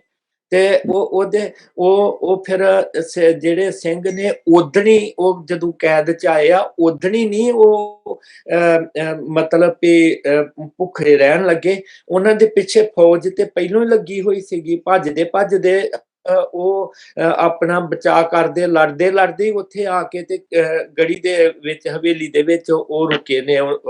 ਤੇ ਇਸ ਕਰਕੇ ਜਿਹੜੇ ਹਾਲਾਤ ਨੇ ਇਹ ਹੈਗੇ ਆ। ਬਾਕੀ ਇੱਕ ਗੱਲ ਹੋਰ ਆ, ਇਹ 1 ਮਿੰਟ ਵੀ ਜਿਹੜੀ ਹੈਗੀ ਗੱਲ ਵੀ ਗੁਰੂ ਸਾਹਿਬ ਨੇ ਕਦੇ ਹੱਲਾ ਨਹੀਂ ਕੀਤਾ, ਤੇ ਇਹ ਪਹਿਲੀ ਵਾਰ ਵੀ ਇਹਨਾਂ ਨੇ ਕੀਤੇ ਆ ਲੜਾਈ ਲਈ ਆਪ, ਕਿਉਂਕਿ ਇਹ ਵੀ ਪਹਿਲੋਂ ਨਹੀਂ ਕੀਤੇ, ਇਹ ਵੀ ਗੁਰੂ ਸਾਹਿਬ ਜੀ ਨੇ ਉਸ ਜ਼ੁਲਮ ਦਾ ਖਾਤਮਾ ਕਰਨ ਲਈ ਬਾਬਾ ਬੰਦਾ ਸਿੰਘ ਜੀ ਨੂੰ ਭੇਜਿਆ ਵੀ ਤੇ ਆਪ ਹੀ ਆ ਨਾ ਗੁਰੂ ਜੀ ਨੇ। ਯੈਸ, ਤੇ ਨਾਲੇ ਇਹ ਵੀ ਗੱਲ ਹੈ ਕਿ ਜਿਹੜੀ ਇਹਦੀ ਸਿਚੁਏਸ਼ਨ ਮੋਰ ਕੰਪੈਰੇਬਲ ਜਿਹੜੀ ਆ ਆਨੰਦਪੁਰ ਦੇ ਘੇਰੇ ਨਾਲ ਹੈ, ਨਾ ਕਿ ਚਮਕੌਰ ਦੀ ਗੜੀ ਦੇ ਘੇਰੇ ਦੇ ਨਾਲ ਹੈ। ਚਮਕੌਰ ਦੀ ਗੜੀ ਦਾ ਤਾਂ ਬਹੁਤ ਸ਼ਾਰਟ ਟਾਈਮ ਸੀਗਾ ਜਿਹਦੇ ਵਿੱਚ ਸਾਰਾ ਕੁਝ ਹੋਇਆ, ਇਹ ਬੜਾ ਪ੍ਰੋਲੋਂਗਡ ਸਿਚੁਏਸ਼ਨ ਸੀ, ਜਿਵੇਂ ਆਨੰਦਪੁਰ ਸਾਹਿਬ ਦਾ ਘੇਰਾ ਸੀਗਾ। is more comparable to that situation. ਕੀ ਖਿਆਲ ਹੈ ਗਿਆਨੀ ਧਰਮ ਸਿੰਘ ਜੀ? ਆਇਮਨ ਗਿਆਨੀ ਸੁੱਚਾ ਸਿੰਘ ਜੀ ਤੁਹਾਡਾ? ਬਿਲਕੁਲ ਠੀਕ ਗੱਲ ਹੈ ਜੀ। ਮੈਂ ਨਾ ਜਿਹੜੀ ਡਾਕਟਰ ਕੁਲਵਿੰਦਰ ਸਿੰਘ ਹੋਰੀ ਗੱਲ ਕਰ ਰਹੇ, ਬਿਲਕੁਲ ਉਹ ਵੀ ਗੱਲ ਸਹੀ ਹੈ, ਉਹ ਵੀ ਇੱਕ ਐਂਗਲ ਹੈਗਾ ਦੇਖਣ ਦਾ, ਸੋਚਣ ਦਾ, 100% ਰਾਈਟ। ਸੋ ਮੈਂ ਨਾ ਉੱਥੇ ਵਿੱਚ ਕਹਿਣਾ ਚਾਹੁੰਦਾ ਸੀਗਾ ਕਿ ਇਹ ਨਹੀਂ ਹੋ ਸਕਦਾ ਕਿ ਸਿਰਫ ਤੇ ਸਿਰਫ ਬੰਦਾ ਸਿੰਘ ਬਹਾਦਰ ਜੀ ਅੰਦਰ ਬੈਠੇ ਉਡੀਕ ਹੀ ਕਰਦੇ ਰਹੇ ਭੁੱਖੇ ਮਰਨ ਦੀ ਤੇ ਅੰਦਰ ਅਰੈਸਟ ਹੋਣ ਦੀ, ਇਹ ਨਹੀਂ ਹੋ ਸਕਦਾ ਕਦੇ ਵੀ। ਇਹ ਵਾਰ ਸਟ੍ਰੈਟਜੀਜ਼ ਹੁੰਦੀਆਂ ਜੀ। ਉਦੋਂ ਵੀ ਇੱਕ ਚੀਜ਼ ਇਹ ਵੀ ਸੋਚਣੇ ਵਾਲੀ ਕਿ ਜਿਸ ਵੇਲੇ ਭਾਈ ਵਿਨੋਦ ਸਿੰਘ ਜੀ 200 ਬੰਦੇ ਨੂੰ ਲੈ ਕੇ ਰਾਤ ਨੂੰ ਨਿਕਲ ਜਾਂਦੇ ਆ, ਤੇ ਡਸ ਨਾਟ, ਇਹਦਾ ਮਤਲਬ ਇਹ ਨਹੀਂ ਬਣਦਾ ਕਿ ਉਹ ਕਿਤੇ ਉਹ ਫੜੇ ਗਏ ਹੋਣ ਜਾਂ ਉਹਨਾਂ ਨੂੰ ਕਿਤੇ ਉਹਨਾਂ ਨੇ ਮੁਗਲਾਂ ਨੇ ਫੜ ਕੇ ਪੁੱਛਿਆ ਗਿਆ ਹੋਵੇ ਕਿ ਅੰਦਰ ਕੀ ਕੁਛ ਆ, ਅੰਦਰ ਸਟ੍ਰੈਟਜੀ ਕੀ ਯੂਜ਼ ਕਰਦੇ ਆ। ਤੇ ਜੇ ਬੰਦਾ ਸਿੰਘ ਬਹਾਦਰ ਨੂੰ ਉਹ ਛੱਡ ਕੇ ਜਾ ਸਕਦੇ ਆ, ਤੇ ਇਹ ਨਹੀਂ ਪੋਸੀਬਿਲਿਟੀ ਹੈਗੀ ਕਿ ਉਹ ਬਾਹਰ ਜਾ ਕੇ ਸੂਹ ਵੀ ਦਿੱਤੀ ਹੋਵੇ ਉਹਨਾਂ ਨੇ, ਉਹਨਾਂ ਦੀ ਸਾਰੀ ਅੰਦਰ ਦੀ ਕੀ ਉਹਨਾਂ ਦੇ ਕੋਲ ਹੈਗਾ, ਇਹ ਵੀ ਪੋਸੀਬਿਲਿਟੀ ਹੈਗੀ ਹੈ। ਹਾਂਜੀ, ਇਹ ਹੈਗੀ ਪੋਸੀਬਿਲਿਟੀ ਜੀ। ਦੂਸਰੇ ਪਾਸੇ ਜਿਹੜਾ ਬੰਦਾ ਸਿੰਘ ਬਹਾਦਰ ਜੀ ਅੰਦਰ ਤੇ ਹੈਗੇ ਆ, ਨਾਲ ਸਿੰਘ ਹੋਰ ਹੈਗੇ, ਇਹ ਕਦੇ ਨਹੀਂ ਹੋ ਸਕਦਾ ਕਿ ਚੁੱਪ ਕਰਕੇ ਬੈਠੇ ਰਹੇ ਹੋਣ। ਉਹਨਾਂ ਨੇ ਰਾਤ ਬਰਾਤੇ 2-4 ਸਿੰਘ ਜਾਂ ਜਿੱਦਾਂ ਜਥਾ ਬਣਾ ਕੇ ਜ਼ਰੂਰ ਜਾਂਦੇ ਹੋਣਗੇ, ਘੇਰਾ ਤੋੜ ਕੇ ਜਾਂ ਲੁਕ ਛਿਪ ਕੇ ਕੁਛ ਨਾ ਕੁਛ ਰਾਸ਼ਨ ਲਿਆਉਣ ਦੇ ਵਾਸਤੇ। ਸੋ ਇਸ ਤਰ੍ਹਾਂ ਨਾ ਜੀ ਪ੍ਰੋਲੋਂਗ ਜਿਹੜਾ 8 ਮਹੀਨੇ 9 ਮਹੀਨੇ ਹੋਣਾ, ਇਹ ਕੋਈ ਐ ਤੇ ਹੈ ਨਹੀਂ ਨਾ ਕਿ ਅੰਦਰ ਬੈਠੇ ਹੀ ਹੈ।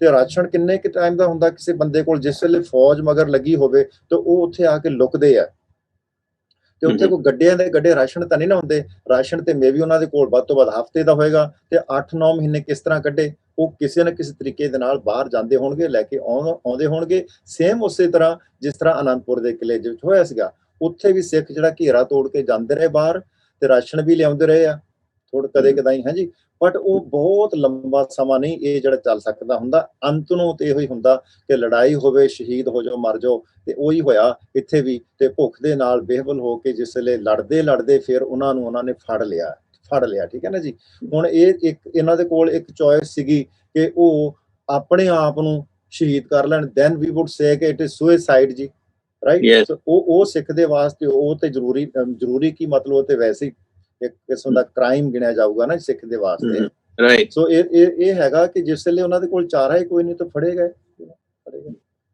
ਯਾ ਗੁੱਡ ਪੁਆਇੰਟ। ਆਪਣੇ ਪਾਟਿਆ ਸਾਹਿਬ, ਤੁਸੀਂ ਕਦੇ ਗੱਲਬਾਤ ਨਹੀਂ ਕੀਤੀ, ਤੁਸੀਂ ਕੋਈ ਚੀਜ਼ ਐਡ ਕਰਨੀ ਚਾਹੁੰਦੇ ਹੋ ਇੱਥੇ? ਹਾਂਜੀ, ਮੈਂ ਵਾਹਿਗੁਰੂ ਖਾਲਸਾ ਵਾਹਿਗੁਰੂ ਫਤਿਹ ਜੀ ਸਾਰਿਆਂ ਨੂੰ। ਤੇ ਬਹੁਤ ਹੀ ਵਿਸਤਾਰ ਦੇ ਨਾਲ ਆਪ ਸਭ ਜੀ ਨੇ ਸਾਰਾ ਚਾਨਣ ਪਾਇਆ ਹੈ ਉਸ ਸਿਚੁਏਸ਼ਨ ਤੇ। ਔਰ ਜੋ ਸਵਾਲ ਡਾਕਟਰ ਕੁਲਵਿੰਦਰ ਸਿੰਘ ਨੇ ਕੀਤਾ ਹੈ, ਉਹ ਸਵਾਲ ਮੇਰੇ ਮਨ ਵਿੱਚ ਸੀਗਾ। ਪਹਿਲਾਂ ਤੇ ਇਹ ਸੁਣਿਆ ਜਾਂਦਾ ਸੀ ਕਿ ਉਹਨਾਂ ਨਾਲ 700 ਲੋਕ ਸੀਗੇ, 700 ਨੌਜਵਾਨ ਸੀ ਜਿਹੜੇ ਪੜ੍ਹੇ ਗਏ ਸਨ ਸਾਰੇ, ਲੇਕਿਨ ਪਤਾ ਚੱਲ ਰਿਹਾ ਕਿ ਉਸ ਤੋਂ 278 ਲੋਕ ਸੀਗੇ। ਹੁਣ ਉਹ ਅਸੀਂ ਹੁਣ ਇਸ ਵੇਲੇ ਬੈਠ ਕੇ 400 ਸਾਲ ਬਾਅਦ ਕੋਸ਼ਿਸ਼ ਕਰ ਰਹੇ ਹਾਂ ਲੌਜੀਕਲੀ ਲਗਾਉਣ ਦੀ, ਵੀ ਉਹਨਾਂ ਨੇ ਇਹ ਕਰ ਲੈਣਾ ਚਾਹੀਦਾ ਸੀ, ਉਹ ਕਰ ਲੈਣਾ ਚਾਹੀਦਾ ਸੀ। ਹਾਲਾਤ ਕੀ ਸਨ ਸਾਨੂੰ ਪਤਾ ਨਹੀਂ। We have to simply let them have the judgment, ਕਿ ਜੋ ਉਹਨਾਂ ਕੋਲ ਹੋਇਆ ਕੀਤਾ, ਜੋ ਵੀ ਹੋ ਸਕਿਆ ਉਹ ਕਰ ਸਕੇ ਹੋਣਗੇ। ਜਿਸ ਭਾਈ ਸਾਹਿਬ ਜੀ ਨੇ ਕਿਹਾ, ਸੁੱਚਾ ਸਿੰਘ ਨੇ, ਉਹ ਵੇਲੇ ਨਹੀਂ ਬੈਠੇ ਰਹਿਣ ਹੋਣਗੇ, ਮਸਟ ਵੀ ਕੁਝ ਨਾ ਕੁਝ ਕਰਦੇ ਹੀ ਹੋਣਗੇ, ਲੇਕਿਨ ਅਲਟੀਮੇਟਲੀ ਪੜੇ ਗਏ। ਉਹ ਹਿਸਟਰੀ ਹੈ, ਉਹਨੂੰ ਉਸਨੂੰ ਐਨਾਲਾਈਜ਼ ਕਰੀ ਜਾਓ, ਜਿੰਨਾ ਮਰਜ਼ੀ ਕਰੀ ਜਾਓ, ਲੇਕਿਨ ਫੈਕਟ ਇਹ ਹੈ ਕਿ ਉਹ ਪਕੜੇ ਗਏ। ਔਰ ਦਿੱਲੀ ਦੇਖੋ ਜੀ, ਤੁਰਾ ਕੇ ਏਡੀ ਦੂਰ, ਕਿਤੇ ਲਾਹੌਰ ਤੋਂ ਲੈ ਕੇ ਪੈਦਲ ਤੁਰਾ ਕੇ ਉਹਨੂੰ ਲੈ ਕੇ ਜਾਣਾ, ਉਹਨਾਂ ਦਾ ਕੀ ਹਾਲਤ ਹੁੰਦੀ ਹੋਊਗੀ। ਤੇ ਬਨੋਦ ਸਿੰਘ ਨੂੰ, ਪਾਟਿਆ ਸਾਹਿਬ, ਬਨੋਦ ਸਿੰਘ ਨੂੰ ਤੁਸੀਂ ਕੀ ਕਹੋਗੇ? ਗਦਾਰ ਸੀ ਉਹ? ਨਹੀਂ, ਮੈਂ ਪੜਿਆ ਹੈ, ਉਹੀ ਕਹਿ ਰਹੇ ਸੀ, ਉਹਨਾਂ ਦਾ ਆਪਸ ਮਤਭੇਦ ਹੋ ਗਿਆ ਸੀ। ਉਹਨਾਂ ਦਾ ਖਿਆਲ ਸੀ ਕਿ ਸਾਨੂੰ ਇੱਥੇ ਨਹੀਂ ਟਿਕਣਾ ਚਾਹੀਦਾ, ਸਾਨੂੰ ਕੋਸ਼ਿਸ਼ ਕਰਕੇ ਨਿਕਲ ਜਾਣਾ ਚਾਹੀਦਾ। ਹੁਣ ਉਹ ਡਿਸਐਗਰੀਮੈਂਟ ਹੋਇਆ, ਕੀ ਹੋਇਆ, ਇਹ ਅਗੇਨ ਗੈਸ ਵਰਕ ਹੈਗਾ। ਟਰੂਥ ਕਿਸੇ ਨੂੰ ਪੂਰੀ ਪਤਾ ਨਹੀਂ। ਮੈਂ ਗਦਾਰ ਨਹੀਂ ਕਹਿਣਾ ਚਾਹੀਦਾ, ਮੇਰੇ ਖਿਆਲ ਚ ਉਹਨਾਂ ਦੀ ਸਿਆਣਪ ਸੀ। ਉਹਨਾਂ ਨੇ ਸਮਝਿਆ ਕਿ ਲੜਾਈ ਅਸੀਂ ਕਰ ਨਹੀਂ ਸਕਦੇ। ਤੁਸੀਂ ਗੱਲ ਕਰ ਰਹੇ ਹੋ ਕਿ ਉਹ ਕੱਚੀ ਗੜੀ ਕਰਦੇ ਤੇ ਹਵੇਲੀ ਸੀ। ਮੈਂ ਇਹ ਹੈਰਾਨ ਨਾ ਵੀ ਹਵੇਲੀ ਵਿੱਚ ਇੰਨੇ 400-500 ਬੰਦੇ ਰਹਿ ਕਿਵੇਂ, ਘੋੜੇ ਕਿਸ ਤਰ੍ਹਾਂ ਰਹਿ ਸਕਦੇ? ਇੰਨੇ ਥਾਂ ਹੀ ਨਹੀਂ ਹੁੰਦੀ ਇੱਕ ਹਵੇਲੀ ਦੇ ਵਿੱਚ। ਕਈ 200 ਜਵਾਨ ਲੈ ਕੇ ਘੋੜਿਆਂ ਸਮੇਤ ਚਲੇ ਗਏ ਬਨੋਦ ਸਿੰਘ ਦੀ ਇੱਕ ਹਵੇਲੀ। ਇੰਨੇ ਘੋੜੇ ਕਿੱਥੋਂ ਆ ਗਏ, ਮੈਨੂੰ ਤੇ ਸਮਝ ਨਹੀਂ ਆਈ ਪਹਿਲੇ। It's not possible. Good point. Doctor Basu, ਤੁਹਾਡਾ ਕੀ ਵਿਚਾਰ ਹੈ? ਹਾਂ, ਮੈਨੂੰ ਇਜਾਜ਼ਤ ਦਿਓ, ਟਾਈਮ ਖਤਮ ਹੋਣ ਵਾਲਾ ਹੈ।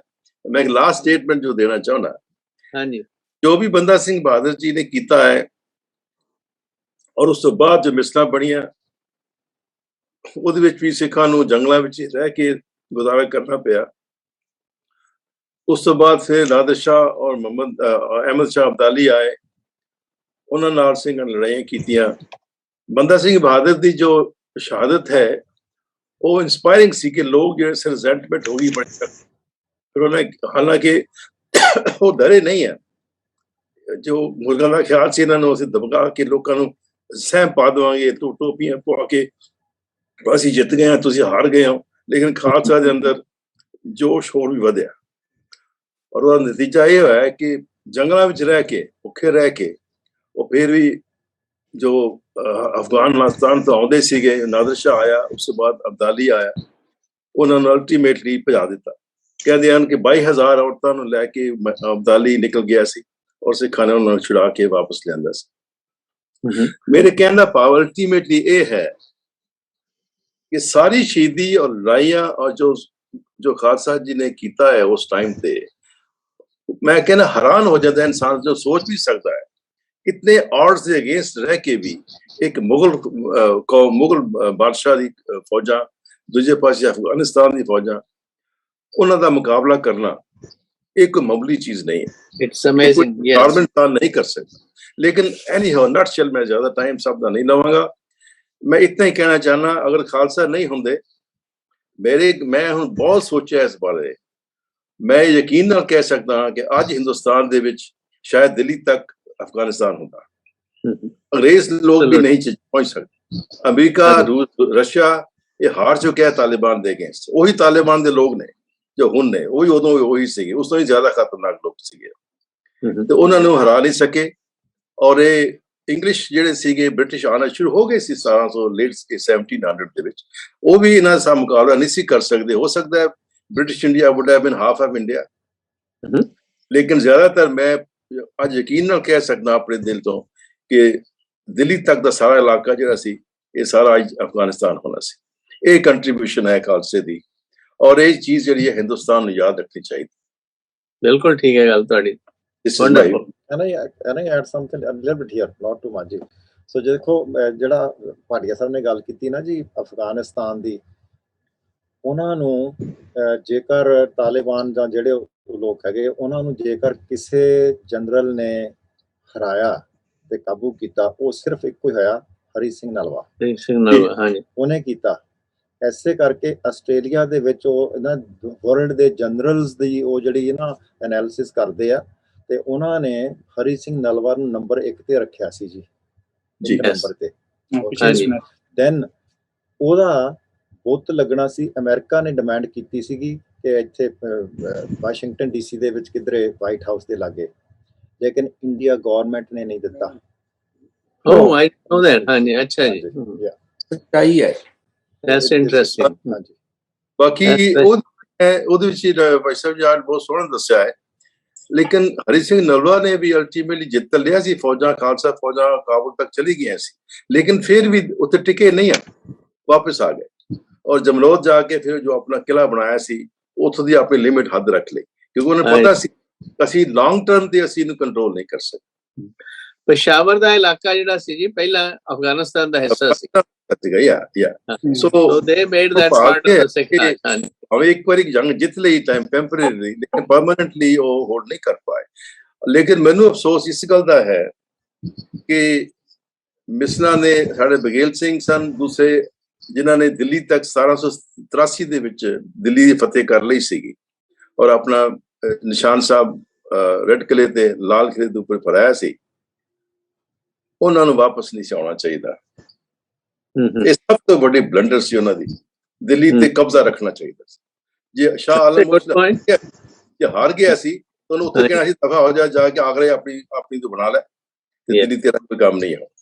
ਉਹ ਅੱਜ ਤੱਕ ਹੁੰਦਾ, ਤਦ ਤੱਕ ਹਿੰਦੁਸਤਾਨ ਨਕਸ਼ਾ ਹੋਰ ਹੋਣਾ ਸੀਗਾ ਜੀ। ਇਹ ਮੈਂ ਖਿਆਲ ਕਰਨਾ ਗੁਰਦੁਆਰੇ ਤੇ ਜ਼ਰੂਰ ਬਣਵਾ ਲਏ ਉਹਦੇ ਕੋਲੋਂ, ਗੁਰਦੁਆਰੇ ਤਾਂ ਗੁਰਦੁਆਰੇ ਹਨ ਜੀ, ਲੇਕਿਨ ਅੱਜ ਕਿਉਂ ਛੱਡ ਆਏ ਮੈਨੂੰ ਸਮਝ ਨਹੀਂ ਆਈ। ਜੋ ਵੀ ਹੈ ਗੁਰਦੁਆਰਾ ਦੀ ਵੀ ਕਿਹੜਾ ਪਰਵਾਹ ਕਰਦੇ ਨੇ ਉਹ। ਆ ਪਿੱਛੇ ਜੇ ਆਈ ਰੈਡ ਸਮਥਿੰਗ ਰਿਗਾਰਡਿੰਗ ਦੇ ਜਿਹੜੀ ਜਨਰਲ ਸੀਗੀ ਪੁਲਿਸ ਆਫਿਸਰ ਕਬੀਰ ਬੇਦੀ, ਹਾਂਜੀ, ਉਸਨੇ ਕਿਸ ਤਰ੍ਹਾਂ ਬੰਗਲਾ ਸਾਹਿਬ ਤੇ ਰਕਾਬਗੰਜ ਦੀ ਕਿਵੇਂ ਉਹਨਾਂ ਨੇ ਲਾਕਡਾਊਨ ਕੀਤਾ ਤੇ ਕਿਵੇਂ ਕਬਜ਼ਾ ਕੀਤਾ। ਮਤਲਬ ਗੁਰਦੁਆਰੇ ਬਣਾਉਣਾ ਕੋਈ ਵੱਡੀ ਅਚੀਵਮੈਂਟ ਨਹੀਂ ਹੈ, ਲੇਕਿਨ ਦਿੱਲੀ ਦੇ ਫਤਿਹ ਕਰ ਲਈ ਸੀ, ਉਹਨੂੰ ਛੱਡ ਕੇ ਆਉਣਾ ਜਿਹੜਾ ਸੀ ਉਹ ਬੜੀ ਮੇਰੇ ਖਿਆਲ political blunder C, might B. Thank you ਜੀ। ਆਪਣੇ ਡਾਕਟਰ ਇੰਦਰਜੀਤ ਸਿੰਘ, ਇਹ ਸੰਘਰਸ਼ ਬਾਬਤ ਕੋਈ ਹੋਰ ਗੱਲਬਾਤ ਤੁਸੀਂ ਐਡ ਕਰਨੀ ਚਾਹੋ? ਉਹ ਜੀ ਇਸ ਤਰ੍ਹਾਂ ਬਈ ਉਹ ਦਿੱਲੀ ਜਦੋਂ ਇਹਨਾਂ ਨੇ ਕਬਜ਼ਾ ਕੀਤਾ ਸੀ, ਸ਼ਾਹ ਆਲਮ ਦੂਜਾ ਸੀ ਸ਼ਾਇਦ ਔਰੰਗਜ਼ੇਬ ਦੇ ਜਿਹੜੇ ਤਖਤ ਤੇ, ਉਸ ਸਮੇਂ ਸ਼ਾਹ ਆਲਮ ਦੂਜਾ ਬੈਠਾ ਸੀ। ਉਸ ਸਮੇਂ ਕਹਿੰਦੇ ਨੇ ਕਿ ਜਦੋਂ ਅੰਦਰ ਲਾਲ ਕਿਲੇ ਦੇ ਤਖਤ ਤੇ ਬਹਿਣਾ ਸੀ ਤਾਂ ਉੱਥੇ ਵੀ ਸਿੱਖਾਂ ਦੇ ਵਿੱਚ ਫੁੱਟ ਪੈ ਗਈ ਸੀ, ਤੇ ਜੱਸਾ ਸਿੰਘ ਰਾਮਗੜੀਆ ਚਾਹੁੰਦਾ ਸੀ ਕਿ ਮੈਂ ਤਖਤ ਤੇ ਗੱਡੀ ਦੇ ਪਵਾਂ, ਤੇ ਜੱਸਾ ਸਿੰਘ ਆਹਲੂਵਾਲੀਆ ਸੁਲਤਾਨੁਲ ਕੌਮ ਸੀਗਾ, ਤੇ ਕਹਿੰਦੇ ਨੇ ਰਾਮਗੜੀਆ ਜੱਸਾ ਸਿੰਘ 10,000 ਬੰਦਿਆਂ ਸਮੇਤ ਉੱਥੋਂ ਵਾਪਸ ਆ ਗਿਆ ਸੀ। ਇਸ ਤਰ੍ਹਾਂ ਇਹ ਛੋਟੇ ਜਿਹੇ ਝਗੜੇ ਦੇ ਕਰਕੇ ਵੀ ਅਖੀਰ ਤੇ ਆਲਮ ਨਾਲ ਇਹ ਫੈਸਲਾ ਹੋਇਆ। ਆਲਮ ਕਹਿੰਦਾ ਮੈਨੂੰ ਕਤਲ ਨਾ ਕਰਿਆ ਜੇ, ਤੇ ਮੇਰੇ ਕੋਲ ਜੋ ਤੁਸੀਂ ਲੈਣਾ ਲੈ ਲਓ। ਤੇ ਉਸ ਵੇਲੇ ਫਿਰ ਬਘੇਲ ਸਿੰਘ ਨੇ ਕਿਹਾ ਵੀ ਦੇਖ ਅਸੀਂ ਇੱਥੇ 11 ਜਿਹੜੇ ਗੁਰਦੁਆਰੇ ਨੇ ਜਿੱਥੇ ਜਿੱਥੇ ਸਿੱਖ ਗੁਰੂ ਸਾਹਿਬਾਨ ਆਏ ਨੇ ਉਹ ਸਾਡੇ ਨਾਂ ਤੇ ਜ਼ਮੀਨਾਂ ਕਰਤੇ, ਉਹ ਸਾਰੀਆਂ ਜ਼ਮੀਨਾਂ ਨਾਂ ਤੇ ਕੀਤੀਆਂ ਗਈਆਂ। ਉਹਦੇ ਜਿੱਥੇ ਹੁਣ ਪਾਰਲੀਮੈਂਟ ਹਾਊਸ ਮਕਾਬਗੰਜ ਬਣਿਆ ਉਹ ਸਾਰੀ ਜਗ੍ਹਾ ਜਿਹੜੀ ਹੈ 1200 ਵਿੱਗੇ ਉਹ ਸ਼ਾਹ ਆਲਮ ਨੇ ਇਹਨਾਂ ਦੇ ਨਾਂ ਤੇ ਕਰਤੀ ਸੀ। ਇਸ ਤਰ੍ਹਾਂ ਸਿੱਖਾਂ ਨੇ ਕਿਹਾ ਵੀ ਅਸੀਂ 11 ਮਹੀਨੇ ਇੱਥੇ ਰਵਾਂਗੇ ਤੇ ਗੁਰਦੁਆਰੇ ਬਣਾਵਾਂਗੇ ਤੇ ਉਦੋਂ ਤੱਕ ਜਿਹੜਾ ਸਾਰਾ ਸ਼ਾਹੀ ਖਜ਼ਾਨਾ ਹੈ ਉਹਦਾ 60% ਮੇਰੇ ਖਿਆਲ ਅਸੀਂ ਲਵਾਂਗੇ ਤੇ 40% ਅਸੀਂ ਲਵਾਂਗੇ, 60% ਤੇਰੇ ਨਾਂ ਤੇ ਜਮਾ ਹੁੰਦਾ ਰਹੇਗਾ। ਤੇ ਸਿੱਖ ਜਿਵੇਂ ਕਿ ਭਾਟੀਆ ਸਾਹਿਬ ਕਹਿ ਰਹੇ ਸਨ ਉਹਨਾਂ ਨੂੰ ਨਹੀਂ ਸੀ ਆਉਣਾ ਚਾਹੀਦਾ, ਇਹ ਬਹੁਤ ਵੱਡੀ ਗੱਲ ਹੈ। ਤੇ ਸਿੱਖਾਂ ਨੇ ਸਿਰਫ 11 ਮਹੀਨੇ ਰਹਿ ਗਏ, ਜਦੋਂ ਗੁਰਦੁਆਰੇ ਬਣ ਗਏ ਸਾਰੇ, ਬਘੇਲ ਸਿੰਘ ਨੇ ਆਪਣੀਆਂ ਫੌਜਾਂ ਨੂੰ ਉਹ ਕੀਤੀ ਗੱਲ ਅਨੁਸਾਰ ਵਾਪਸ ਲੈਣ ਦਾ ਤੇ ਸਿੱਖ 11 ਮਹੀਨੇ ਦਿੱਲੀ ਤੇ ਕਾਬਜ਼ ਰਹੇ। ਤੇ ਇਹ ਬਘੇਲ ਸਿੰਘ ਦੀ ਫਤਿਹ ਤੇ ਮੈਂ ਪਿੱਛੇ ਇੱਕ ਲੇਖ ਲਿਖਿਆ ਸੀ ਦਿੱਲੀ ਫਤਿਹ ਤੇ, ਉਹਦੇ ਚ ਕੁਝ ਜ਼ਿਕਰ ਮੈਂ ਕੀਤਾ ਸੀਗਾ। ਸੋ ਇਸ ਤਰ੍ਹਾਂ ਖਾਲਸਾ ਜਿਹੜਾ ਉਹਦੇ ਜਿਹੜੇ ਨਕਸ਼ ਨੇ ਇਤਿਹਾਸ ਦੇ ਉੱਤੇ ਉਹ ਜ਼ਰੂਰ ਇਹ ਸਾਰੇ ਹਿੰਦੁਸਤਾਨ ਦੇ ਜਿਹੜੀ ਸੈਂਟਰ ਗਵਰਨਮੈਂਟ ਹੈ ਜਾਂ ਇਤਿਹਾਸ ਨੇ ਉਹਨਾਂ 'ਚ ਜ਼ਰੂਰ ਆਉਣਾ ਚਾਹੀਦਾ ਕਿ ਸਿੱਖਾਂ ਨੇ ਦਿੱਲੀ 11 ਮਹੀਨੇ ਕਬਜ਼ਾ ਕੀਤਾ ਹੈ। ਸਿੱਖਾਂ ਦੀ ਜੋ ਦੇਣ ਹੈ ਉਹ ਉੱਭਰ ਨਹੀਂ ਸਕੀ। ਕਸ਼ਮੀਰ ਤੇ ਪੰਜਾਬ ਸਿਰਫ ਸਿੱਖਾਂ ਕਰਕੇ ਨੇ ਤੇ ਜੇ ਖਾਲਸਾ ਸੰਘਰਸ਼ ਨਾ ਕਰਦਾ ਤੇ 2947 ਨੂੰ ਦੇਸ਼ ਆਜ਼ਾਦ ਹੋਣਾ ਸੀ। 1000 ਸਾਲ ਦੇਸ਼ ਦੀ ਆਜ਼ਾਦੀ ਲੇਟ ਹੋਣੀ ਸੀ। ਇਹ ਕਿਸੇ ਕੋਈ ਅਖਬਾਰ ਦਾ ਐਡੀਟਰ ਸੀ ਔਰ ਨਾਮ ਮੈਨੂੰ ਭੁੱਲ ਗਿਆ, ਉਹਨੇ ਲਿਖਿਆ ਸੀ ਆਪਣੀ ਕਿਤਾਬ ਵਿੱਚ ਕਿ ਖਾਲਸਾ ਜੇ ਨਾ ਹੁੰਦਾ ਤੇ 1000 ਸਾਲ ਆਜ਼ਾਦੀ ਲੇਟ ਹੋਣੀ ਸੀ, ਭਾਵ 2947 ਤੱਕ ਦੇਸ਼ ਗੁਲਾਮ ਰਹਿਣਾ ਸੀ। ਇਹ ਗੱਲਾਂ ਜਿਹੜੀਆਂ ਨੇ ਇਹ ਨਿਰਪੱਖ ਕਲਮਾਂ ਨੇ ਲਿਖੀਆਂ ਨੇ। ਥੈਂਕ ਯੂ ਜੀ। ਬੇਸ ਨਹੀਂ ਹੈ ਜੀ, ਇਹਦਾ ਕੋਈ ਬੇਸ ਨਹੀਂ 1000 ਸਾਲ, ਜਸਟ ਸਪੈਕੂਲੇਸ਼ਨ। ਲੇਕਿਨ ਮੈਨੂੰ ਇਹਨਾਂ ਪਤਾ ਜੀ ਕਿ ਅੱਜ ਸਾਰਾ ਇਲਾਕਾ ਅਫਗਾਨਿਸਤਾਨ ਦਾ ਹੋਣਾ ਸੀ ਹਿੱਸਾ, ਲੇਕਿਨ ਕਿਉਂਕਿ ਬਾਕੀ ਸਾਰੇ ਹਿੰਦੁਸਤਾਨ ਦੇ ਵਿੱਚ ਫਿਰ ਅੰਗਰੇਜ਼ ਲੋਕ ਕਾਫੀ ਸਟਰੋਂਗ ਹੋ ਗਏ ਸੀਗੇ। ਔਰ ਸੋ ਹਾਂਜੀ ਜਿਹੜੇ ਡਾਕਟਰ ਰਵਿੰਦਰ ਸਿੰਘ ਬਰੀਫਲੀ ਕਿ what like you like to say Bhatia Sahib ਨੇ ਜੋ ਸਵਾਲ ਕੀਤਾ ਨਾ, ਮੇਰਾ ਜੋ ਵਿਚਾਰ ਹੈ ਉਹਦੇ ਬਾਰੇ ਕਿ ਅਸੀਂ ਜਦੋਂ ਜਿੱਦਾਂ ਸਿੰਘਾਂ ਨੇ ਦਿੱਲੀ ਤੇ ਅਟੈਕ ਕੀਤਾ ਨਾ, ਅਟੈਕ ਕਰਨ ਦੇ 2 ਰੀਜ਼ਨ ਹੁੰਦੇ ਨੇ। ਇੱਕ ਅਟੈਕ ਕਰਨ ਦਾ ਮਤਲਬ ਹੁੰਦਾ ਹੈ ਸਿਰਫ ਦੁਸ਼ਮਣ ਨੂੰ ਦੱਸਣਾ ਵੀ ਅਸੀਂ ਤੇਰੇ ਘਰ ਜਾ ਕੇ ਵੀ ਤੈਨੂੰ ਹਰਾ ਸਕਦੇ ਹਾਂ। ਦੂਸਰਾ ਕਾਰਨ ਹੁੰਦਾ ਹੈ ਕਿ ਜੇਕਰ ਤੁਹਾਡੇ ਕੋਲ ਇੰਨੀ ਜ਼ਿਆਦਾ ਸੈਟਅਪ ਹੋਵੇ, ਕਿਉਂਕਿ ਦੇਖੋ ਜਦੋਂ ਅਸੀਂ ਉਹਦੇ ਘਰ ਜਾ ਕੇ ਸਟੇ ਕਰਦੇ ਰਹੇ ਨਾ ਅਟੈਕ ਕਰਕੇ, we need a lot of setup। ਹੋ ਸਕਦਾ ਹੈ ਸਿੰਘਾਂ ਕੋਲ ਉਸ ਵੇਲੇ ਐਸਾ ਸੈਟਅਪ ਨਾ ਹੋਵੇ ਕਿ ਲਗਾਤਾਰ ਉੱਥੇ ਰੁਕੇ, ਕਿਉਂਕਿ ਫਿਰ ਤਾਂ ਤੁਹਾਡਾ ਮੱਥਾ ਲੱਗਿਆ ਰਹਿਣਾ। ਇਹ ਸਿਰਫ ਉਹਨੂੰ ਚੈਲੰਜ ਦੱਸਿਆ ਕਿ ਅਸੀਂ ਤੇਰੇ ਘਰ ਜਾ ਕੇ ਤੈਨੂੰ ਮਾਰ ਸਕਦੇ, ਤੇ ਇਸ ਲਈ ਵੀ ਸਿੰਘ ਵਾਪਸ ਆਏ